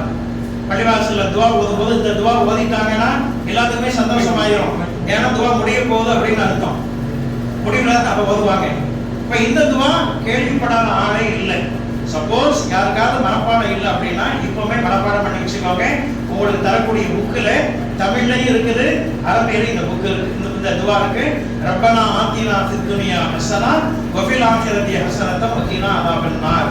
அல்லாஹ்வே ரப்பே ஆத்தினா ஃபித் துன்யா ஹஸனா, உலகத்திலும் எனக்கு நல்லதை கொடு, மறுமையிலும் எனக்கு நல்லதை கொடு, வக்கீலா அதாபன்னார், நரக வேதனையில் இருந்து என்னை பாதுகாத்துக் கொள். இந்த துவாவை கேட்டுட்டோம் அப்படின்னா எல்லா துவாவையும் கேட்டதற்கு சமம். ஏன்னா எல்லா துவாவும் இந்த ஒரு துவாவில் அடங்கிறது. எனக்கு உலகத்தில் நல்லதே கூட அப்படின்னா தனித்தனியா நம்ம என்னதெல்லாம் கேட்க நினைச்சோமோ எல்லாம் இந்த ஒரு வார்த்தையில் அடங்கிடும். அப்ப கண் சிமிட்டுறதுக்குள்ள இந்த துவாவை நம்ம ஓதணும். அதுக்கு பின்னாடி தனியா நின்று நம்ம கூட்டு துவா ஓதுவோம். அப்புறம் எல்லாம் தனித்தனியாக காபாவை பார்த்துக்கிட்டு தனித்தனியாக துவா ஓதிட்டு இப்ப நம்ம என்ன செய்யறோம், தவாஃப் செய்யக்கூடிய இடத்திற்கு இப்ப வந்துட்டோம். இப்ப நம்ம எங்க வந்திருக்கிறோம், தவாஃப் செய்யக்கூடிய இடத்துக்கு வந்திருக்கிறோம். காபாவை சுற்றிலும் இருக்கக்கூடிய ஓபன் பிளேஸ், மத்தாப்னு பேர், ஓபன் பிளேஸ். அப்படியே மேல பார்த்தா வானம் தெரியும். இப்ப அப்படிப்பட்ட இடத்துக்கு இப்ப நம்ம வந்திருக்கிறோம். நல்லா யோசிச்சு வச்சுக்கோங்க. இப்ப நம்ம என்ன செய்ய போறோம் அப்படின்னா இரண்டாவது உம்ராவுடைய இரண்டாவது அமலை இப்ப நம்ம செய்ய போறோம். நல்லா யோசிச்சிருக்கியா? உம்ரானா மொத்தம் எத்தனை அமல் சொன்னோம்? 4 அமல் சொன்னோம். முதல்ல ஒரு காரியத்தை செஞ்சிட்டோம். என்ன செஞ்சிருக்கிறோம்? முதல் எதை செஞ்சிருக்கிறோம்? இஹ்ராம கட்டிட்டு வந்திருக்கிறோம். இப்ப இரண்டாவது காரியத்தை செய்யணும். இரண்டாவது காரியத்தை எந்த இடத்துல வச்சு செய்யணும்? தவாஃப் செய்யக்கூடிய இந்த ஓபன் பிளேஸ்ல இரண்டாவது காரியத்தை செய்யணும். இப்ப பாருங்க, அல்லாஹ்வுடைய கிருபையில நாம தவாஃப் செய்யக்கூடிய பப்ளிக் ஓபன் பிளேஸ்க்கு நம்ம வந்துட்டோம். இப்ப நம்ம தவாஃப் செய்யணும். எந்த இடத்துல இருந்து தவாஃப் ஆரம்பிக்கிறது? ஹஜ்ருல் அஸ்வத் கல்லு எந்த இடத்துல இருக்கோ அதுல இருந்து தான் நம்ம தவாஃப் ஆரம்பிக்கணும். இப்ப ஹஜ்ருல் அஸ்வத் கல்லு இந்த மாதிரி இருக்கும். நல்லா பாருங்க, இந்த இடத்துல வாசல், வாசலுடைய தெற்கு புறம் ஹஜ்ருல் அஸ்வத் கல் இருக்கும். இப்ப இங்க இருந்து தான் நம்ம தவாஃப் ஆரம்பிக்கணும்.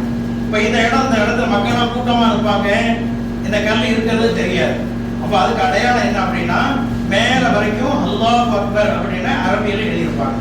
இந்த மூலையில மட்டும்தான் அல்லாஹ் அக்பர் அப்படிங்கிற வார்த்தையை இந்த மூலையில மட்டும்தான் எழுதியிருப்பாங்க. இதுக்கு நேர ஆப்போசிட்ல பச்சை லைட் எரியும், டீப் லைட் எரியும். அப்போ அதுக்கு என்ன அடையாளம்? ஹஜ்ருல் அஸ்வதுடைய அந்த பாயிண்ட் எது அப்படிங்கிறது அடையாளம். இப்ப இந்த இடத்துல வந்து நம்ம என்ன செய்யறோம்? இப்ப தவாஃப் ஆரம்பிக்க போறோம். இப்ப தவாஃப் ஆரம்பிக்கும் பொழுது நம்ம என்ன செய்வோம்? அல்லாஹும்ம இன்னி உரீது தவாஃப சபஅத் அஷ்வாத்தின் பிஸ்ரிகாலி ஃபதகப்பல்ஹா மின்னி பிஸ்மில்லாஹி அல்லாஹு அக்பர் அப்படின்னு நியத்தை உங்களுக்கு நம்ம சொல்லி தருவோம். இஹ்ராம கட்டும் பொழுது ஓமல்லையே நியத்தை சொல்லி கொடுத்து தல்பியாவை சொல்லி தருவோம். இப்ப இரண்டாவது இந்த இடத்துல வந்து நியத்தை சொல்லி கொடுத்து இப்ப தவாஃப் ஆரம்பிக்க போறோம். இப்ப தவாஃப் ஆரம்பிக்கிறதுக்கு முன்னாடி ஸல்லல்லாஹு அலைஹி வஸல்லம் சுன்னத் 2 கையையும் இந்த இடத்துல ஹஜ்ருல் அஸ்வத் கல்லுல ஒத்தி முத்தமிட்டு தான் தவாஃப் ஆரம்பிக்கணும். நான் அதுக்கெல்லாம் சாத்தியப்படாது. நீ தவாஃப் ஹஜ்ருல் அஸ்வத் கல்லுல முத்தமிடணும் அப்படின்னா அன்னைக்கு முழுக்க நிக்கணும். அது ஒரு நாள் ஆகும், 2ஆம் நாளாக கூட ஆகலாம். அது சாத்தியப்படாது.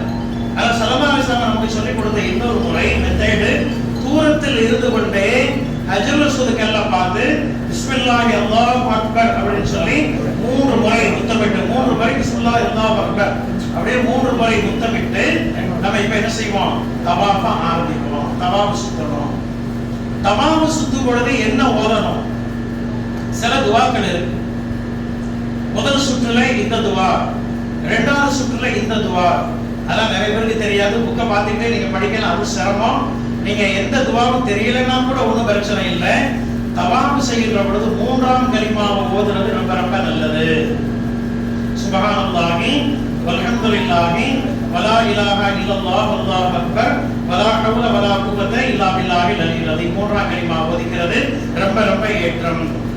3ஆம் கலிமா கூட தெரியலையா? ஒன்றும் பிரச்சனை இல்லை. அல்லாஹ் அல்லாஹ்னு சொல்லிக்கிட்டு வந்தாலே போதும், உங்களுக்கு எல்லா சிறப்புகளையும் எல்லாம் கொடுப்பான். நீங்க பாருங்க, அந்த இடத்துல வந்து நேரடியா பார்த்தா தெரியும்.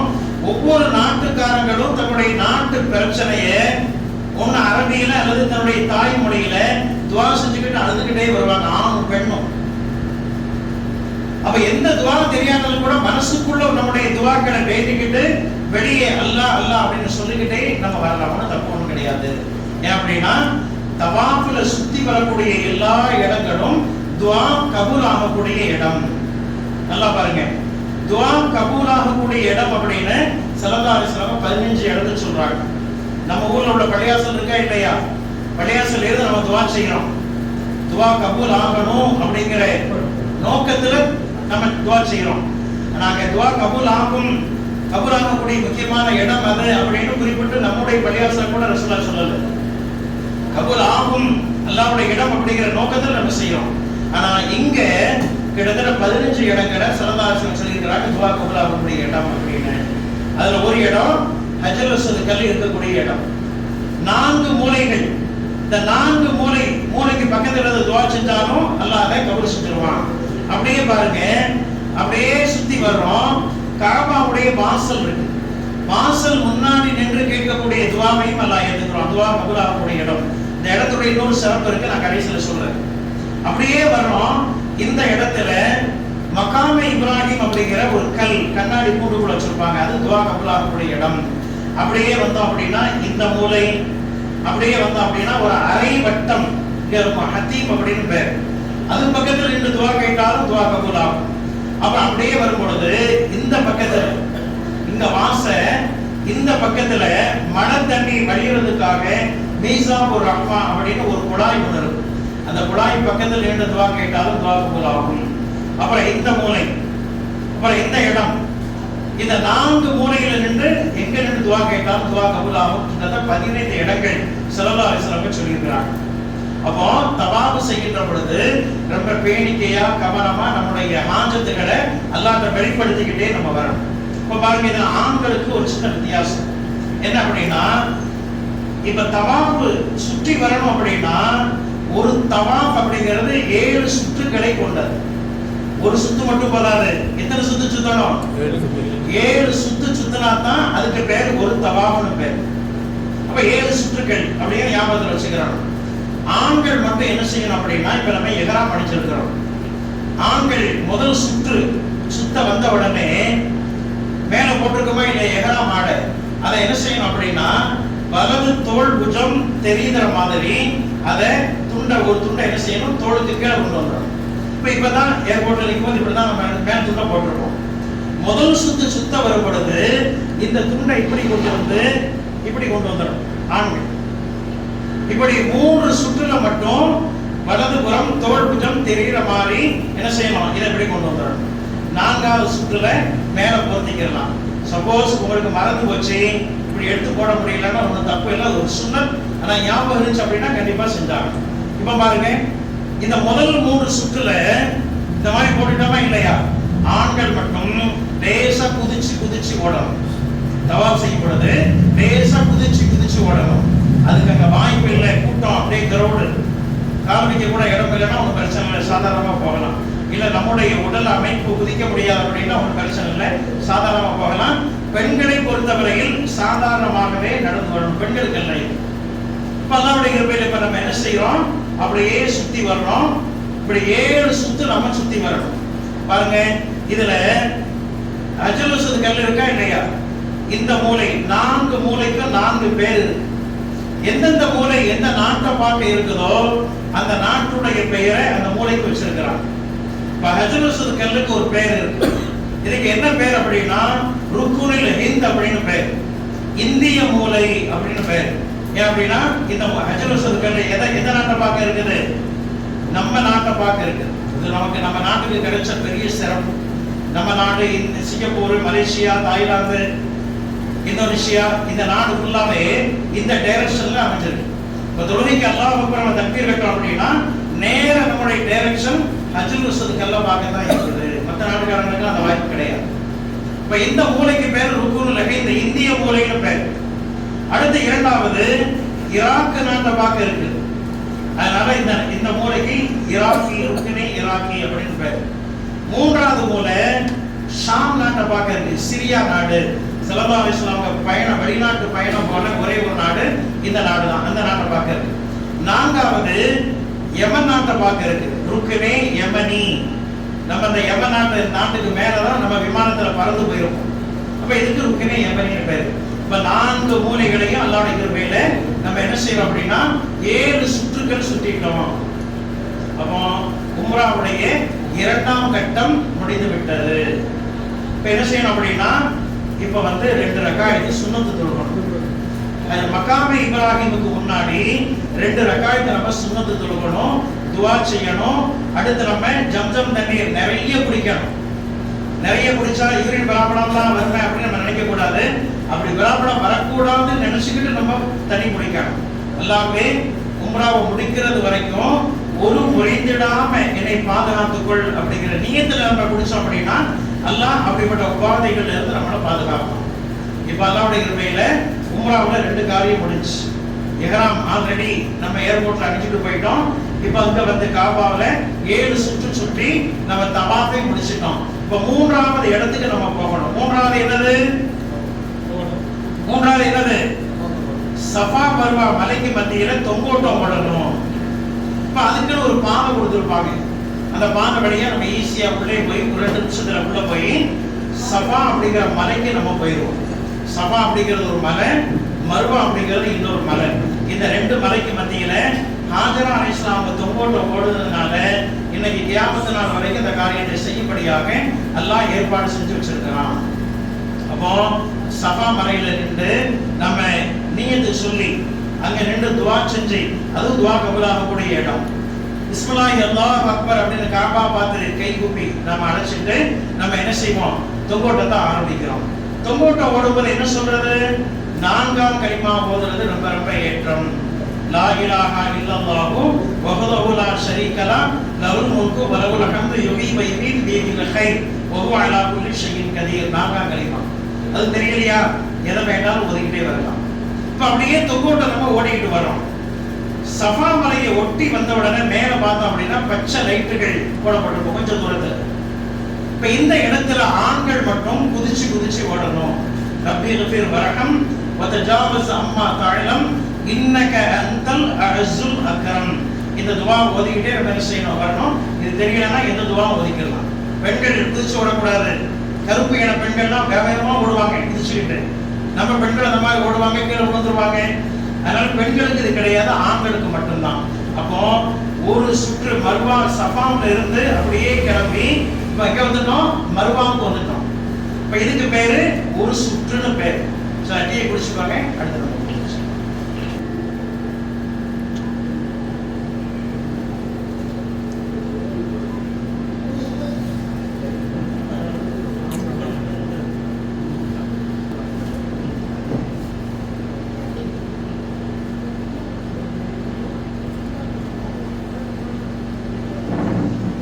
பாருங்க.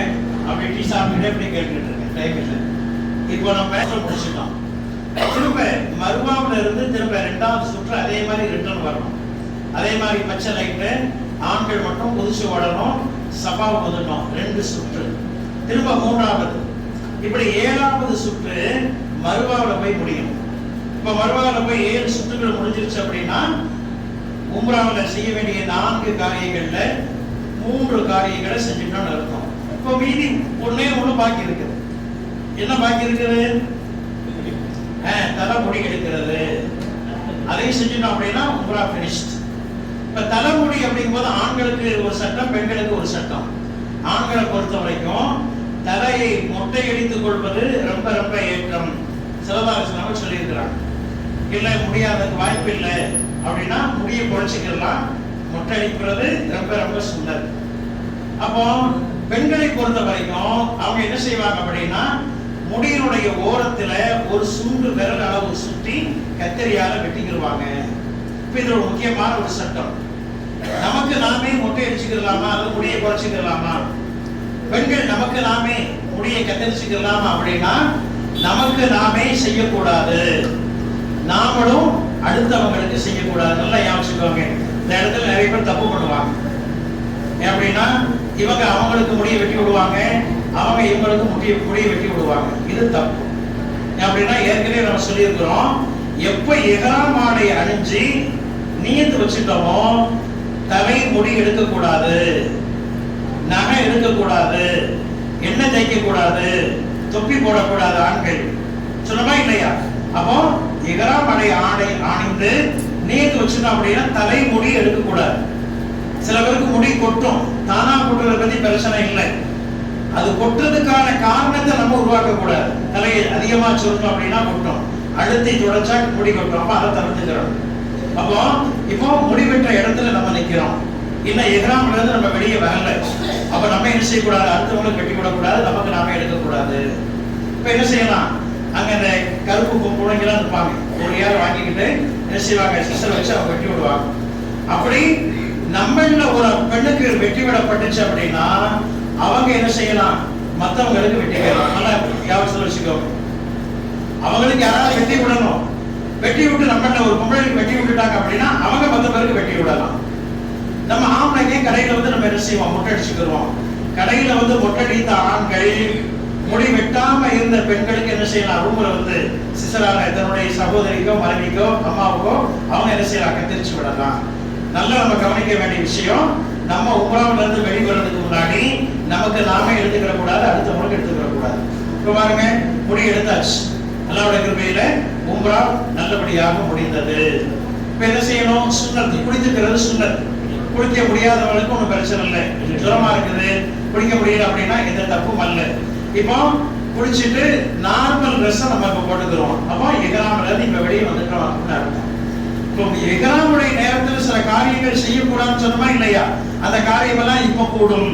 தொப்பி போட்டுக்கலாம், முடி எடுக்கலாம், நகை கட்டிக்கலாம், அத்தர் அணிஞ்சுக்கலாம், பெண்கள் பூ கூட வச்சுக்கலாம், காலை மூடுற மாதிரி சப்பல் போட்டுக்கலாம். ஏன் அப்படின்னா இப்ப நம்ம இஹ்ராம்ல இல்ல, நார்மல் நிலைக்கு வந்துட்டோம். அல்லாஹ்வுடைய கிருபையில நம்ம போன ஊர்ல இருந்து இஹ்ராம் கட்டி போன ஒரு உம்ரா முடிந்து விட்டது. இப்ப அடுத்து நம்ம என்ன செய்யறது, மக்காவில் நம்ம என்ன செய்யறது அப்படின்னா சில அமல்கள் இருக்கு. அதுக்கு முன்னாடி ஒரு சின்ன வித்தியாசம், தவாஃப் செஞ்சோமா இல்லையா, அதுக்கும் தொங்கோட்டம் ஓடுறதுக்கும் ஒரு சின்ன வித்தியாசம் இருக்கு. அதையும் நம்ம புரிஞ்சுக்கிறோம்.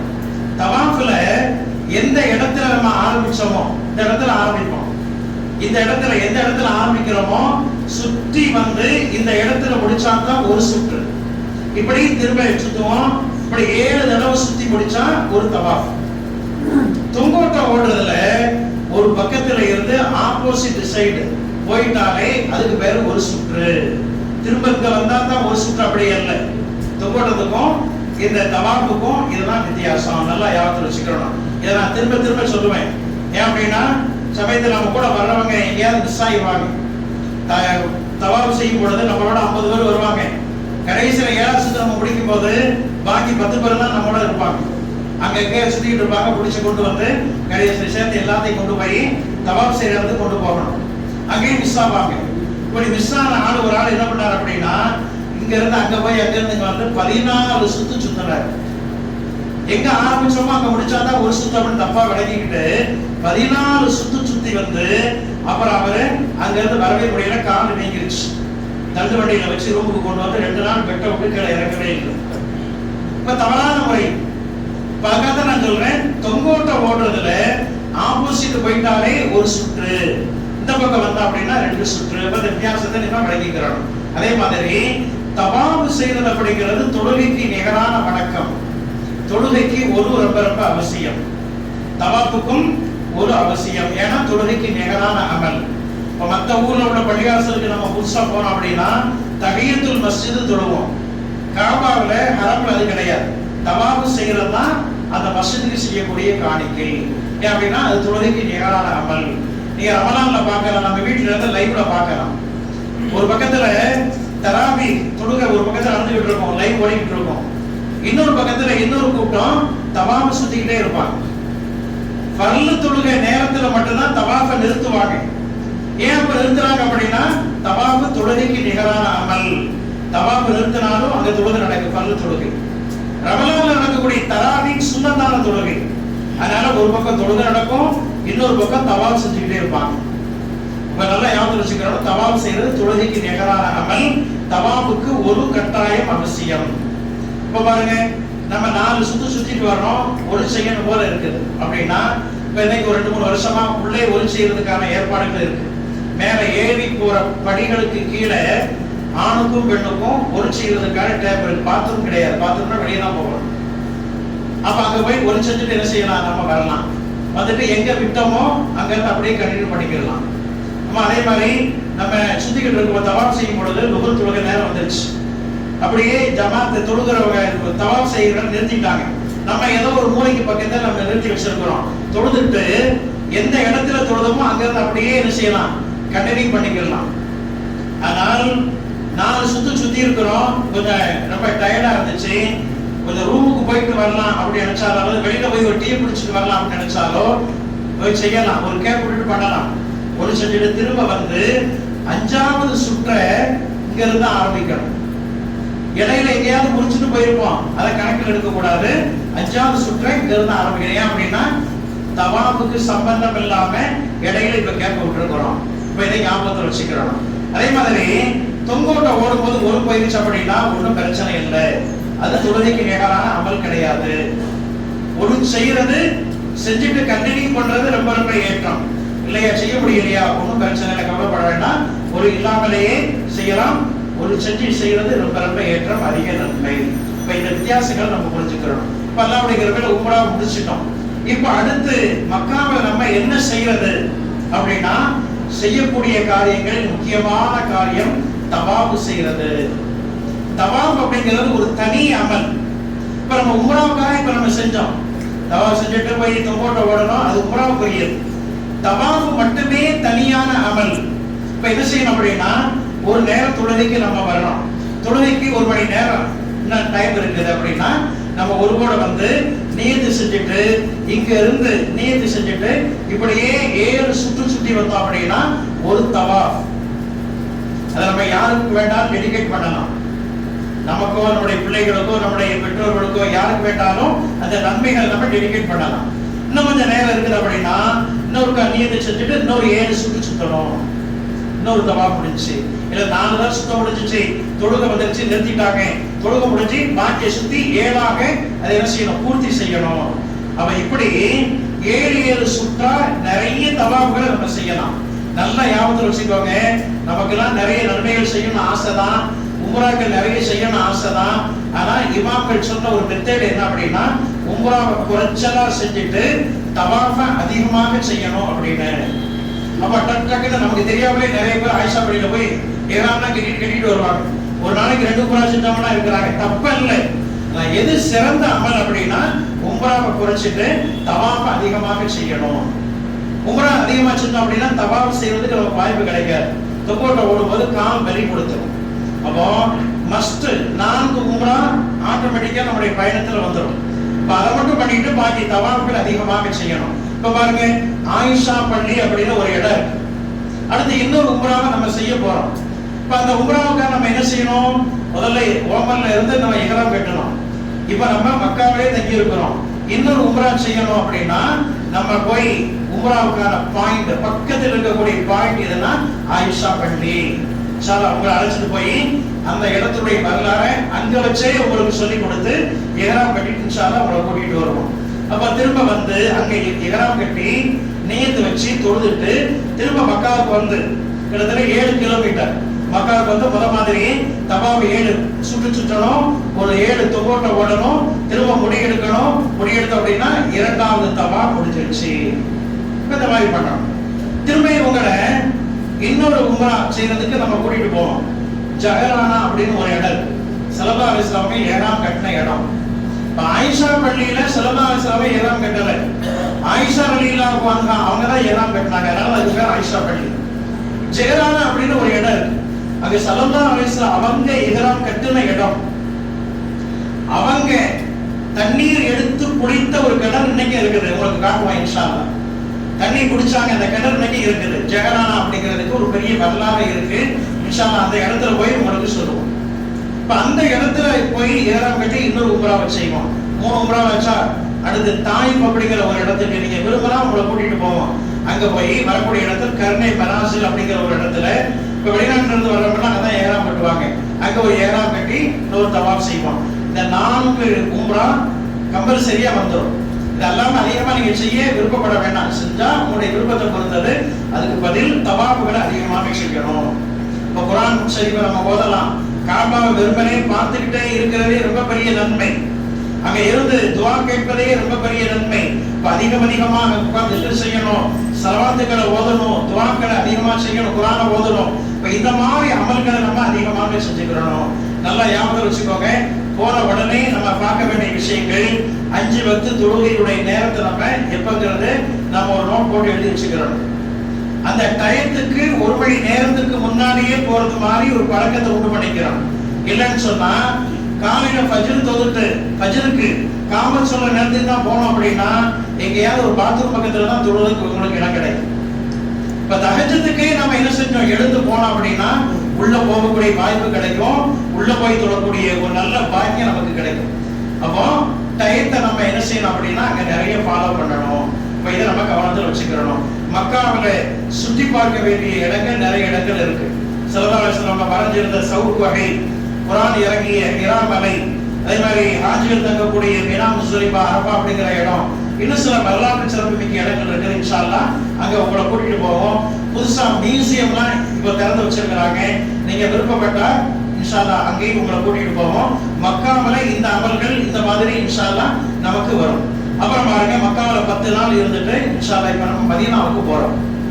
மதீனாவுக்கு போறோம் அப்படின்னு அந்த நாள் வந்தாலே அதிகமாக ஸலவாத்துக்களை ஓதணும். மதீனாவுக்கு இப்ப நம்ம வர்றோம், மதியம் பெறப்பட்டு நைட்டு வருவோம். நமக்கு அப்ளிகேஷன் டயம் என்னைக்குன்னு மறுநாள் நமக்கு கொடுத்துருப்பாங்க. நம்ம இப்ப என்ன செய்யலாம், வந்துட்டு ஒண்ணு ரெஸ்ட் எடுத்துட்டு காலை தஹஜ்ஜுக்கு வரணும்.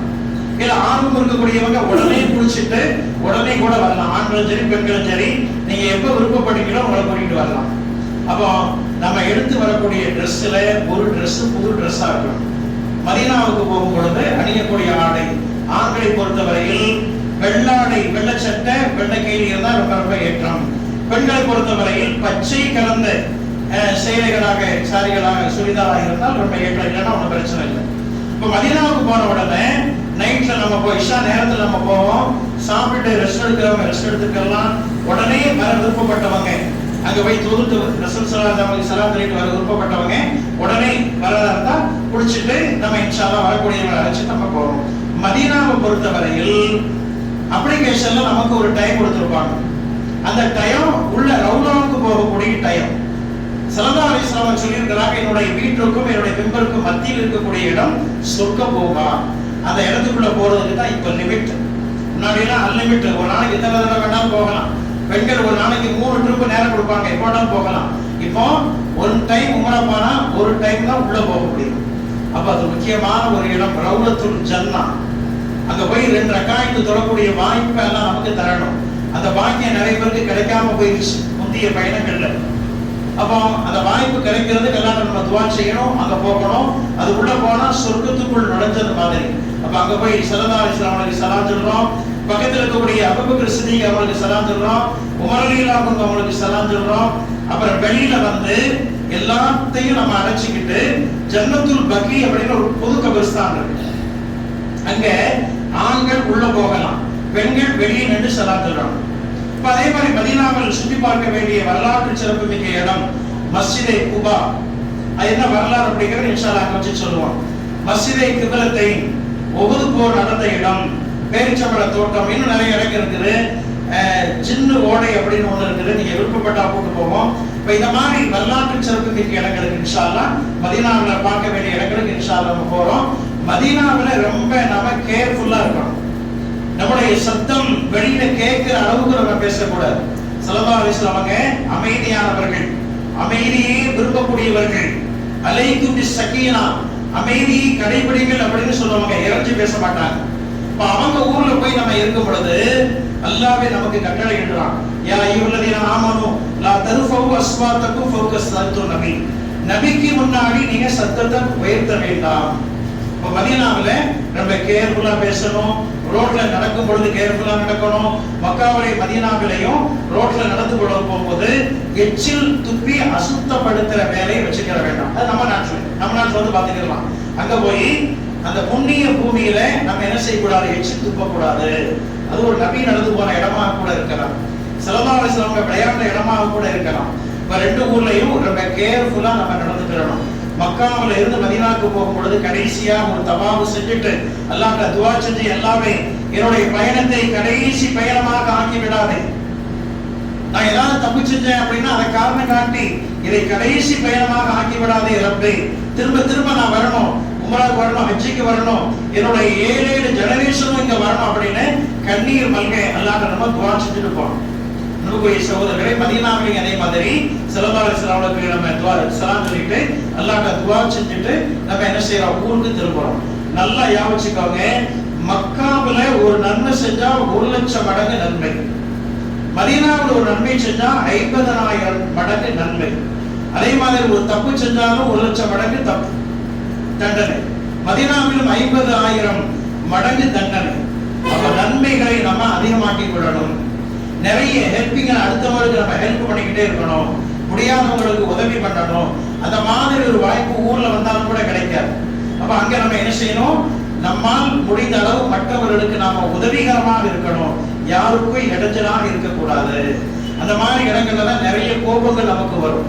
சைத்தானுக்கு பிடிக்காதுல நன்மையை அதிகமாக சம்பாதிச்சுக்கிறதுக்கு வேணுக்குனே நம்மளை என்ன செய்வான், கோபத்தை உண்டு பண்ணுவான்.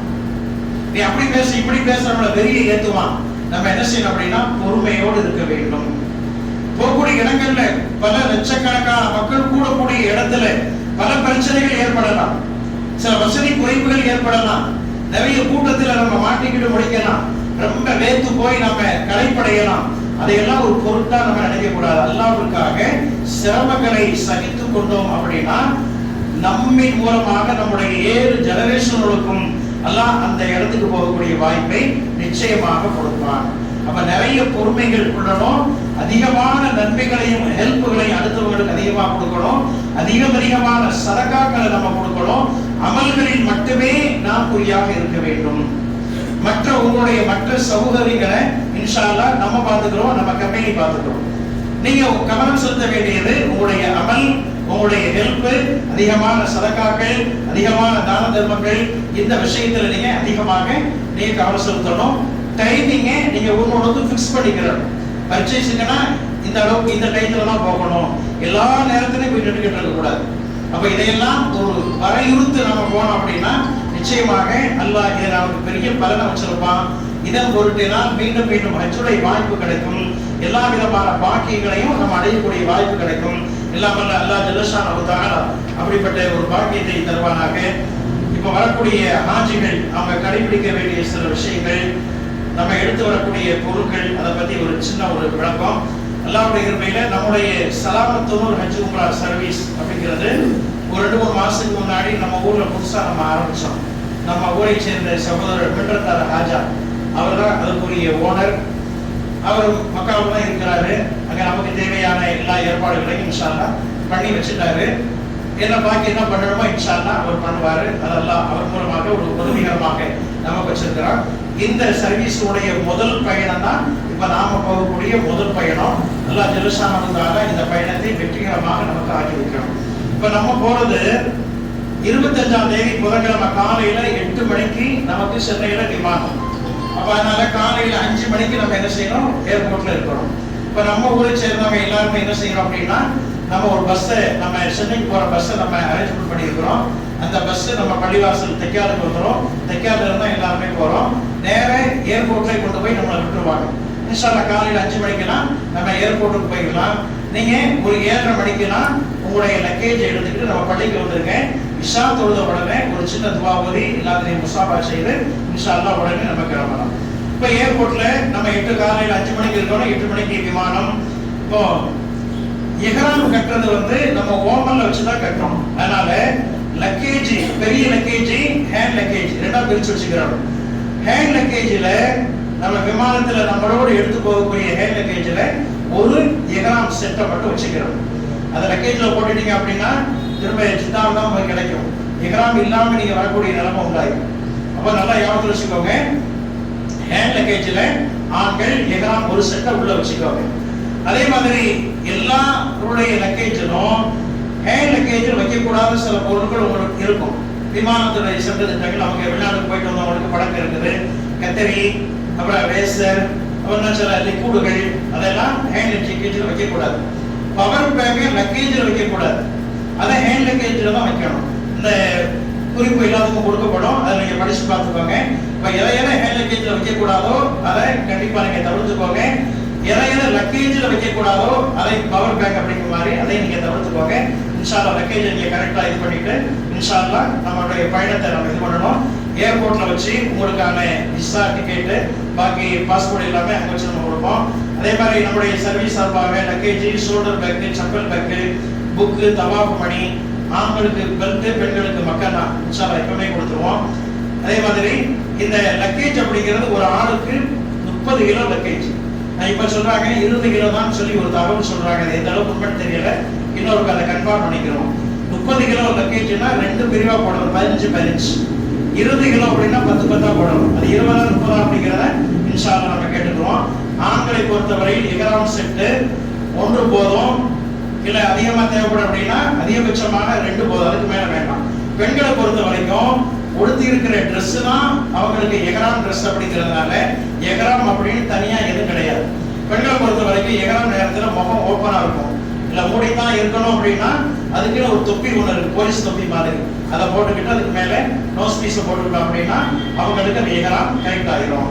அதே மாதிரி இஹ்ராம் அல்லாத நேரத்துல நம்ம உடுத்துறதுக்கு 4 செட்டு ஆடை, ஆண்களுக்கும் பெண்களுக்கும். அதில் ஒரு செட்டு புதுசா நீங்க எடுத்துக்கோங்க, மதீனாவில் அதை யூஸ் பண்றதுக்காக. இந்த வளமையை நம்ம யூஸ் பண்ற மருந்து வகைகள் 15 நாள் தானே, நம்ம கம்மியா அதுக்கு தகுந்த மாதிரி எடுத்துக்கலாம். நம்ம அதிகமா எடுக்கணும் அப்படின்னா டாக்டர் சீட்டோட அந்த மருந்து மாத்திரை கொண்டு வரது ரொம்ப ரொம்ப நல்லது. அதே மாதிரி மிஸ்வாக் வச்சுக்கலாம், மிஸ்வாக் அங்கேயும் வாங்கலாம். தஸ்பீ பண்ணி வச்சுக்கோங்க, தஸ்பீ பண்ணி தவாப் பண்ணிகள் அதை நம்ம கொடுத்துருவோம்.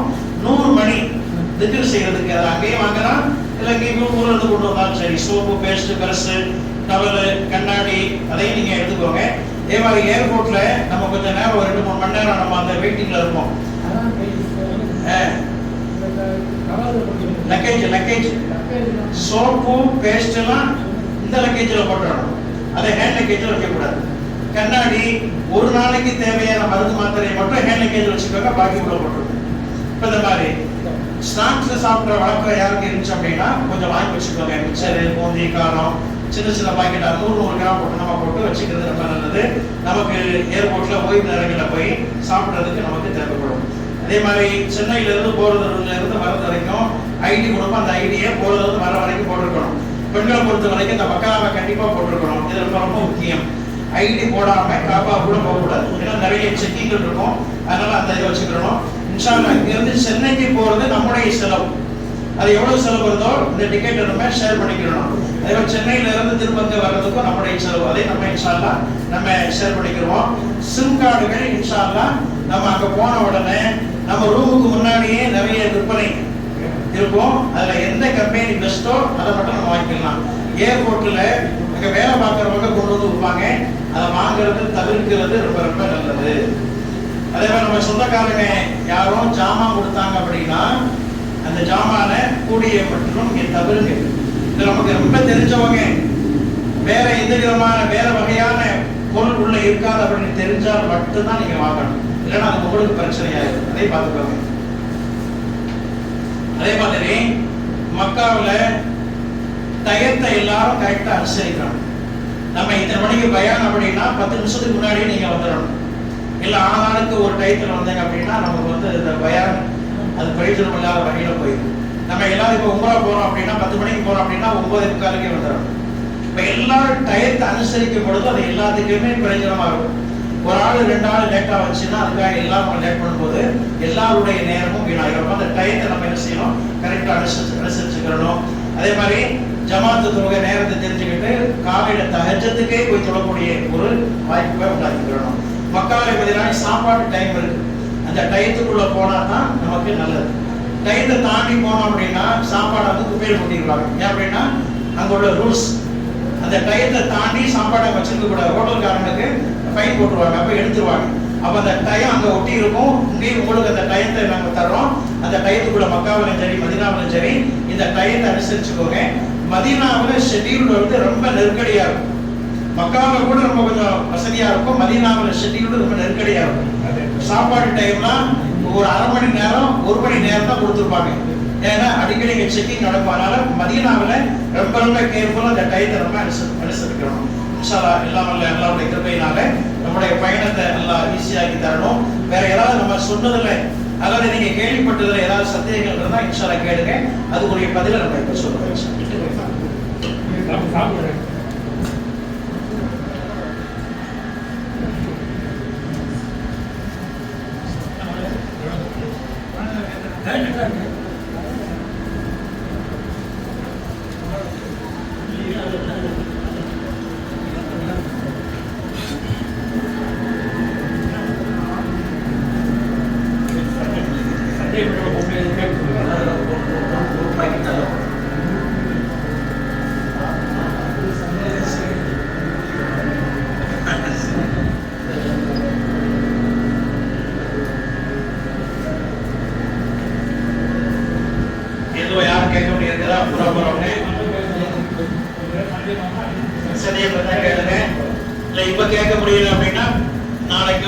அதிகமாக கேட்கலாம், நீங்க கேட்கலாம். பெண்களை பொறுத்த வரைக்கும் தொழுகை இல்லாத நேரத்தில் அவங்க என்ன செய்யலாம் அப்படின்னா, அவங்க ஹரம் ஷரீஃபுக்குள்ள உள்ள வரக்கூடாது. ஹரம் ஷரீஃபுக்கு வெளியே உட்கார்ந்து அவங்க திக்ர் பண்ணிக்கிட்டு இருக்காங்க. மற்றபடி அவங்க இவ்வளவு தூரம் வந்தும் இந்த மாதிரி தவாப் செய்ய முடியாம போச்சேன்னு வருத்தப்பட வேண்டியதில்லை. நல்ல நிலைமையில இருந்தா அவங்க செஞ்சாங்கன்னா எந்த நன்மை கிடைக்குமோ அதே நன்மை இப்பவும் அவங்களுக்கு கிடைக்கும். அவங்களை பத்தி பிரச்சனையே இல்லை. பள்ளிக்கு உள்ள மட்டும் வராம வெளியில உட்கார்ந்து திக்ர்கள் செஞ்சுக்கிட்டே இருக்கலாம், துவா ஓதிக்கிட்டே இருக்கலாம். தொடக்கூடாது. திக்ரு துவா. மதீனாவே அதே மாதிரி தான். வெளியில உட்கார்ந்து அவங்க என்ன செய்யலாம், ஸல்லல்லாஹு அலைஹி வஸல்லம் ஸலாத்தை ஓதிக்கிட்டே இருக்கலாம். அது மாதிரி பண்ணிக்கலாம். இந்த ஹேண்ட் லக்கேஜ்ல என்னென்ன கொண்டு வரணும், என்ன கொண்டு வரக்கூடாது அப்படிங்கிறத கொஞ்சம் தெளிவா கேட்டுக்கிட்டு நீங்க இன்ஷா அல்லாஹ் அது பிரகாரம் அந்த லக்கேஜ் நீங்க பண்ணிக்கலாம். வேற சந்தேகங்கள் இருக்குதா?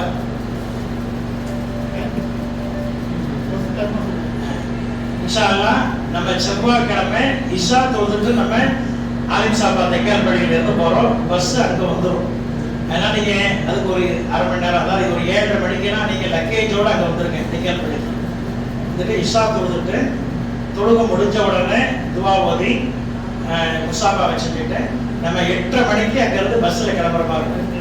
இன்ஷா அல்லாஹ் நேரடியா பஸ்ல ஏர்போர்ட்ல கொண்டு போய் விட்டுருவாங்க. நம்ம அந்த டைத்துல அங்க போய் இன்ஷா அல்லாஹ் பஸ் எடுக்கலாம்.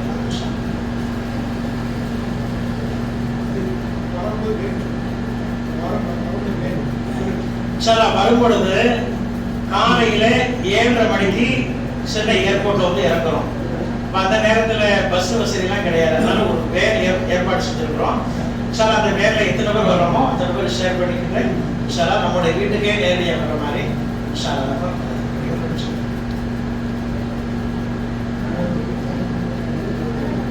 வேற எதுவும் கேட்கணுமா?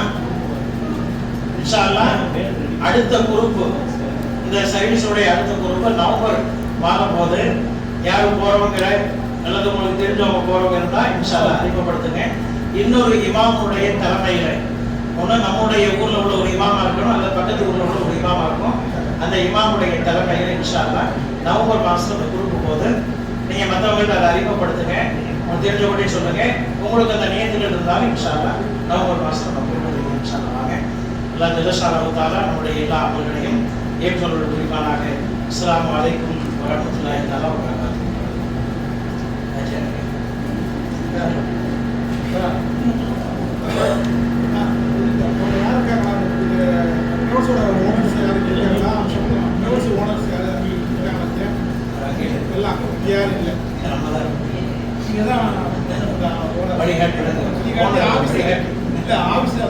ஆபீஸ் இன்சார்ஜ் சொன்னாங்க.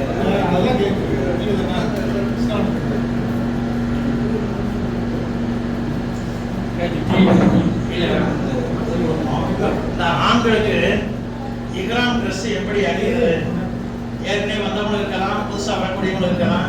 அதனால எப்படி அணியுது அப்படிங்கிறத இப்ப கொஞ்சம் மேலோட்டமா இப்ப பார்ப்போம். பாருங்க, தையல் இல்லாத 2 ஆடை ஆனை காண்களை பொறுத்த வரைக்கும் இதை கீழே வேட்டி மாதிரி நம்ம கொடுத்துருக்கோம். நல்லா யாபம் பாருங்க. இந்த இடது பக்க இந்த நுனி இருக்கா இல்லையா, இத இந்த அக்குளுக்கு கீழே கொடுத்துக்கணும். கொடுத்துக்கிட்டு கைலி மாதிரி இதை சரியா வச்சுக்கணும்.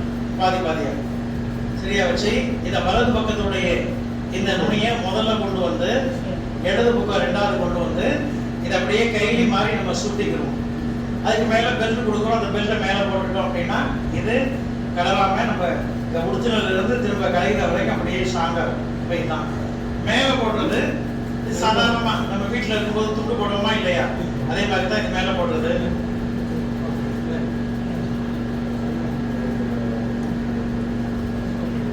அப்ப இதை அவுறாம அப்படி உடம்போட ஒட்டி இருக்கணும் அப்படின்னா இந்த நுனைய இந்த இடத்துல சொருகிடும். சொல்லிட்டு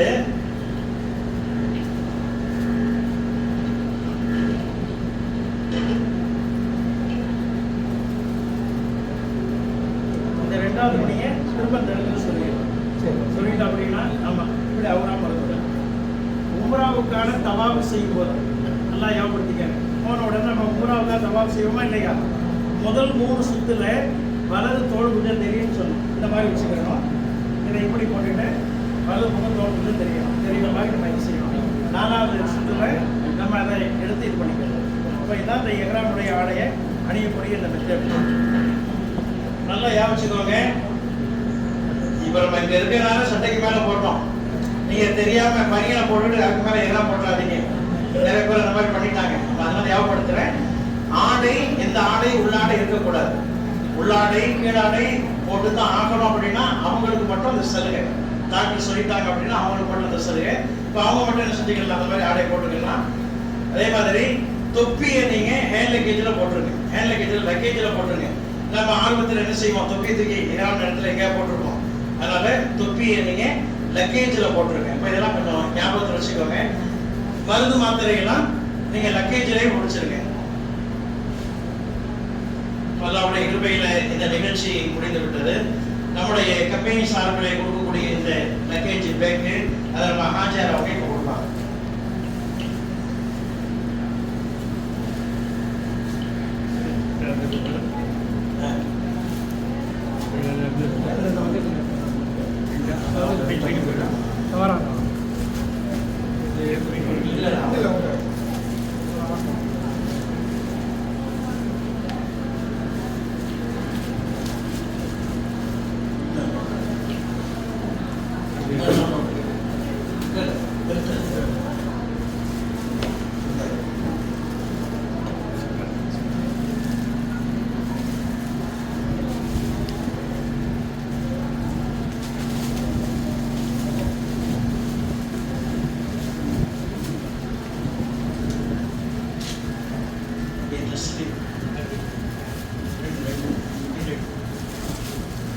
ஒரு பொண்ணு தான்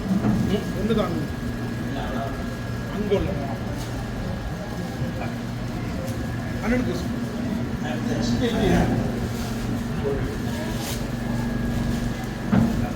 அடுத்த சாதிக்கு 2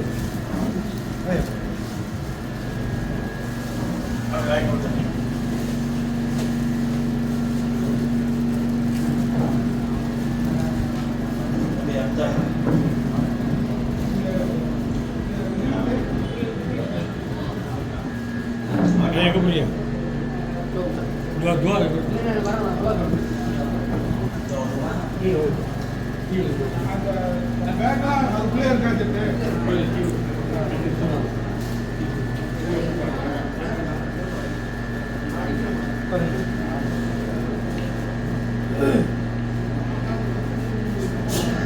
الفاتحة.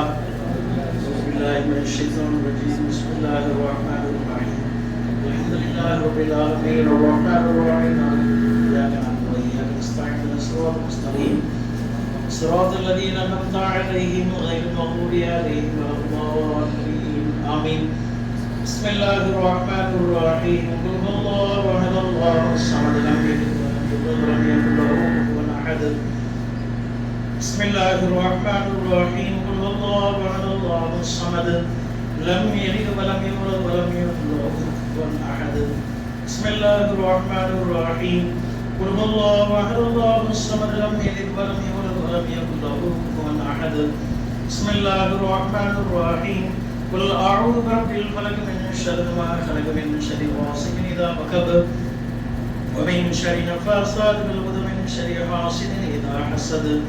بسم الله الرحمن الرحيم. قل أعوذ برب الناس ملك الناس إله الناس من شر الوسواس الخناس الذي يوسوس في صدور الناس من الجنة والناس. بسم الله الرحمن الرحيم. الحمد لله رب العالمين حمدا نعما وإكافي مزيدا وأهوانا يا كريم يا رحيم يا الله. اللهم صل على محمد وعلى آل محمد كما صليت على إبراهيم وعلى آل إبراهيم إنك حميد مجيد. اللهم بارك على محمد وعلى آل محمد كما باركت على إبراهيم وعلى آل إبراهيم إنك حميد مجيد. ربنا تقبل منا إنك أنت السميع العليم وتب علينا يا ربنا إنك أنت التواب الرحيم. اللهم ارزق لنا حج بيتك المكرم وزيارة روضة نبيك محمد المصطفى صلى الله عليه وسلم. وأنبياءك العظام وأولياءك الكرام مرات كرات يا أرحم الراحمين. اللهم اجعل حجنا حجا مقبولا وعمرة مبرورا وسعيا مشكورا ودعاء مستجابة وجنة الفردوس نعيما. اللهم اجعل عمرتنا عمرة مقبولا وزيارة مبرورا وسعيا مشكورا ودعاء مستجابة وجنة الفردوس نعيما. اللهم يسر سفرنا هذا يا أكرم الأكرمين. اللهم يسر سفر إلى مكة يا أرحم الراحمين. اللهم يسر سفر إلى مدينة يا أرحم الراحمين. اللهم يسر أمور مناسك العمرة والزيارة برحمتك يا أرحم الراحمين. اللهم تمم مناسك العمرة والزيارة يا أكرم الأكرمين. ربنا عليك توكلنا وإليك نبنا وإليك المصير. கிருபையுள்ள ரஹ்மானே யா அல்லாஹ், எங்களுடைய இந்த பயணத்தை அங்கீகரித்துக் கொள்வாயாக. நாங்கள் செய்யக்கூடிய உம்ரா ஜியாரா அமல்களை முழுமையாக ஏற்றுக்கொள்வாயாக. பரிபூர்ணமான முறையில் சிறப்பான முறையில் நீ சொல்லி தந்த வகையில் எல்லா காரியங்களையும் செய்யக்கூடிய மேலான பாக்கியத்தை தந்தருள்வாயாக. புனிதமான அந்த இடத்தை இரண்டு இடங்களிலும் அந்த இடங்களுடைய மகிமையை கண்ணியத்தை பேர் இழக்கக்கூடிய நன்மக்களாக எங்களை ஆக்கி அருள்வாயாக. கிருபையுள்ள ரஹ்மானே யா அல்லாஹ், உம்ராவுடைய எல்லா அமல்களையும் எங்களுக்கு இலகுவாக செய்யக்கூடிய வாய்ப்பை தந்தருள்வாயாக. பரிபூர்ணமாக செய்யக்கூடிய வாய்ப்பை தந்தருள்வாயாக. துஆ கபூலாகக்கூடிய எல்லா இடங்களிலும் எல்லாருக்காகவும் நாங்கள் துஆ செய்து எங்களுடைய இந்த துஆவை நீ ஏற்றுக்கொள்வாயாக. மதீனாவிலே கண்மணி நாயகம் ஸல்லல்லாஹு அலைஹி வஸல்லம் அவருடைய இந்த ரவுலாவில் அவர்களுடைய இந்த மதீனா நகரில் அவர்களுடைய ஊரில் அந்த ஊருடைய கண்ணியத்தை பேரி நடக்கக்கூடியவளாக எங்களை ஆக்கி அருள்வாயாக. கிருபையுள்ள ரஹ்மானே யா அல்லாஹ், கண்மணி நாயகம் ஸல்லல்லாஹு அலைஹி வஸல்லம் அவர்களுக்கு நாங்கள் சொல்லக்கூடிய அந்த ஸலவாத்துக்குரிய பதிலை எங்களுடைய செவிகளால் கேட்க செய்வாயாக. அந்த ஸலவாத்திற்கு எங்களுக்கு பதிலை தந்தருள்வாயாக. எங்களுடைய வருகையை விரும்பக்கூடியவராக ஸல்லல்லாஹு அலைஹி வஸல்லம் அவர்களை ஆக்கி அருள்வாயாக. கிருபையுள்ள ரஹ்மானே யா அல்லாஹ், அந்த இரண்டு இடங்களிலும் நாங்கள் ஏதாவது தவறு செய்தால் அதனை காரணம் காட்டி எங்களுடைய இந்த பயணத்தை கடைசி பயணமாக நீ ஆக்கி விடாதே ரஹ்மானே. கிருபையுள்ள ரஹ்மானே யா அல்லாஹ், மீண்டும் மீண்டும் நாங்களும் எங்களுடைய பெற்றோர்களும் பிள்ளைகளும் மலைக்கு மக்களும் அங்கே செல்லக்கூடிய வாய்ப்பை எங்களுக்கு தந்தருள்வாயாக. எங்களுடைய 7 ஜெனரேஷன்களும் பிள்ளை குட்டிகளும் அங்கு செல்லக்கூடிய வாய்ப்பை தந்தருள்வாயாக. கிருபையுள்ள ரஹ்மானே யா அல்லாஹ், அதற்கு தகுந்த வகையில் தகுதியான அமலாக எங்களுடைய அமல்களை நீ ஏற்றுக்கொள்வாயாக. கிருபையுள்ள ரஹ்மானே யா அல்லாஹ், இந்த பயணங்களை முடித்துவிட்டு ஊருக்கு வந்து நாங்கள் அந்த அமைப்போடும் இந்த புனிதங்களை காக்கக்கூடியவளாகவும் எங்களை ஆக்கி அருள்வாயாக. கிருபையுள்ள ரஹ்மானே யா அல்லாஹ், உம்ராவுடைய பாக்கியத்தை எங்களுக்கு தந்ததினால் பல்லான காரியங்களை கடமைகளை முழுமையாக நிறைவேற்றக்கூடியவளாக ஆக்கி அருள்வாயாக. நபி ஸல்லல்லாஹு அலைஹி வஸல்லம் அவர்களை ஜியாரத் செய்ததனுடைய பாக்கியத்தால் சுன்னத்துகளை பின்பற்றக்கூடியவளாக எங்களை ஆக்கி அருள்வாயாக. கிருபையுள்ள ரஹ்மானே யா அல்லாஹ், இந்த உம்ராவை அடுத்து கடமையான ஹஜ்ஜை அடுத்து நாங்கள் செல்லக்கூடியவளாக ஆக்கி அருள்வாயாக. சென்று வந்தவர்களுக்கு மீண்டும் மீண்டும் மீண்டும் உன்னுடைய இல்லத்தை காண்பதற்கு நாயகம் ஸல்லல்லாஹு அலைஹி வஸல்லம் அவர்களை தரிசிப்பதற்கான பாக்கியத்தை தந்தருள்வாயாக. கிருபையுள்ள ரஹ்மானே யா அல்லாஹ், யாரெல்லாம் எங்களுடைய உறவுகளில் எங்களுடைய நட்பு வட்டாரத்தில் இன்னும் இந்த பாக்கியம் கிடைக்கவில்லையோ அவர்களுக்கும் அந்த பாக்கியத்தை தந்தருள்வாயாக. இங்கே இந்த மஜ்லிஸிலே அமர்ந்திருக்கக்கூடியவர்கள் இதுவரையிலும் செல்லாதவர்கள் அங்கு செல்லக்கூடிய வாய்ப்பை தந்தருள்வாயாக. சென்று வந்தவர்களுக்கு மீண்டும் மீண்டும் மீண்டும் அந்த பாக்கியத்தை தந்தருள்வாயாக. கிருபையுள்ள ரஹ்மானே யா அல்லாஹ், ஹஜ் உம்ரா செல்லக்கூடியவர்களுக்கு இந்த பயிற்சி முகாம் நடத்துவதற்கு மிகப்பெரிய உறுதுணை புரியக்கூடிய ஹாஜியார் அவர்களுடைய குடும்பத்திற்கு மேலும் மேலும் பரக்கத்தை தந்தருள்வாயாக. அவர்களுக்கும் எங்களுக்கும் நல்ல உடல் நலத்தை தந்தருள்வாயாக. நல்ல ஹயாத்தை எங்களுக்கு தந்தருள்வாயாக. நல்ல உடல் நலத்தோடு சென்று நல்ல முறையில் அமல் செய்து நல்ல உடல் நலத்தோடு திரும்பி வரக்கூடியவளாக எங்கள் அனைத்துலகையும் ஆக்கி அருள்வாயாக. கிருபையுள்ள ரஹ்மானே யா அல்லாஹ், இந்த பயணத்தில் உண்மையிலே நாங்கள் நம்பிக்கை வைத்து செல்கின்றோம் ரஹ்மானே. நீயே எங்களுக்கு முழுமையான வழிகளை காட்டுகின்றாய் ரஹ்மானே. நீயே எங்களுடைய அமல்களுக்கு உறுதுணை புரிகின்றாய் ரஹ்மானே. நாங்கள் செல்வதற்கான பொருளாதாரத்தை நீயே எங்களுக்கு வழங்கினாய் ரஹ்மானே. கிருபையுள்ள ரஹ்மானே, நீயே எங்களுக்கு அனைத்து விதமான வழிகாட்டுதலையும் காட்டி சிறப்பான முறையில் எங்களுடைய இந்த பயணத்தை நீ ஆக்கி அருள்வாயாக. கிருபையுள்ள ரஹ்மானே யா அல்லாஹ், அங்கே இருக்கக்கூடிய புனிதமான இடங்களில் யார் யாரெல்லாம் தங்களுக்காக துவா செய்யும்படி சொன்னார்களோ அத்துணை நபர்களுடைய துவாவையும் எங்களுக்கு ஞாபகப்படுத்தி அவர்களுக்காக துவா செய்யக்கூடிய வாய்ப்பை தந்தருள்வாயாக. கிருபையுள்ள ரஹ்மானே அரஃபா மலையிலே அனைவருக்கும் துஆ செய்யக்கூடிய வாய்ப்பை தந்தருள்வாயாக. கிருபையுள்ள ரஹ்மானே யா அல்லாஹ் யார் யாரெல்லாம் கண்மணி நாயகம் ஸல்லல்லாஹு அலைஹி வஸல்லம் அவர்களுக்கு தம்முடைய ஸலாத்துக்களை சொல்லும்படியாக சொன்னார்களோ அவர்களுடைய ஸலாத்துக்களை அங்கே எத்தி வைக்கக்கூடியவர்களாக எங்களை ஆக்கி அருள்வாயாக. அதற்குரிய ஞாபகத்தை எங்களுக்கு தந்தருள்வாயாக. கிருபையுள்ள ரஹ்மானே யா அல்லாஹ் இந்த துஆவை உம்முடைய தனிப்பெரும் கிருபையினாலும் கண்மணி நாயகம் ஸல்லல்லாஹு அலைஹி வஸல்லம் அவர்களுடைய துஆ பரக்கத்தினாலும் நீ இதனை அங்கீகரித்துக் கொள்வாயாக. எல்லா இடத்திலும் எல்லா நேரங்களிலும் எல்லா காலங்களிலும் நாங்கள் கேட்கக்கூடிய இந்த துஆவை நீ ஏற்றுக்கொள்வாயாக. கிருபையுள்ள ரஹ்மானே ஹஜ்ஜுக்கு செல்லக்கூடிய ஹாஜிகள் உம்ராவுக்கு செல்லக்கூடியவர்களுக்கு உதவிகரமாக இருக்கக்கூடிய இந்த ஸலாமத்துல் நூர் இந்த உம்ரா சர்வீஸை கியாமத் நாள் வரையிலும் தங்கு தடையின்றி சிறப்பான முறையில் மக்களுக்கு சேவை செய்யக்கூடியதாக ஆக்கி அருள்வாயாக. அதனுடைய உரிமையாளர்களுக்கு எல்லா விதமான பரக்கத்துகளை தந்தருள்வாயாக. ரப்பனா ஆத்தினா ஃபித் துன்யா ஹஸனா وفي الآخرة حسنة وقنا عذاب النار آمين سبحان ربك رب العزة عما يصفون وسلام على المرسلين والحمد لله رب العالمين صلى الله على محمد صلى الله عليه وسلم صلى الله على محمد صلى الله عليه وسلم صلى الله على محمد يا ربي صل عليه وسلم اللهم صل وسلم وبارك عليه. السلام عليكم. இன்ஷா அல்லாஹ் உம்ராவுக்கு போகக்கூடியவர்களை வழி அனுப்பி வைக்கிறதுக்காக மற்றவரையும் செவ்வாய்க்கிழமை இஷா நேரத்தில் மறுபடியாக நம்முடைய திக்கல்படி மறுபடியாக ஆண்களையும் சகோதரிகளையும் எல்லோரையும் கேட்டுக்கொள்கிறேன். அஸ்ஸலாமு அலைக்கும் வரஹ்மத்துல்லாஹி வபரகாத்துஹு.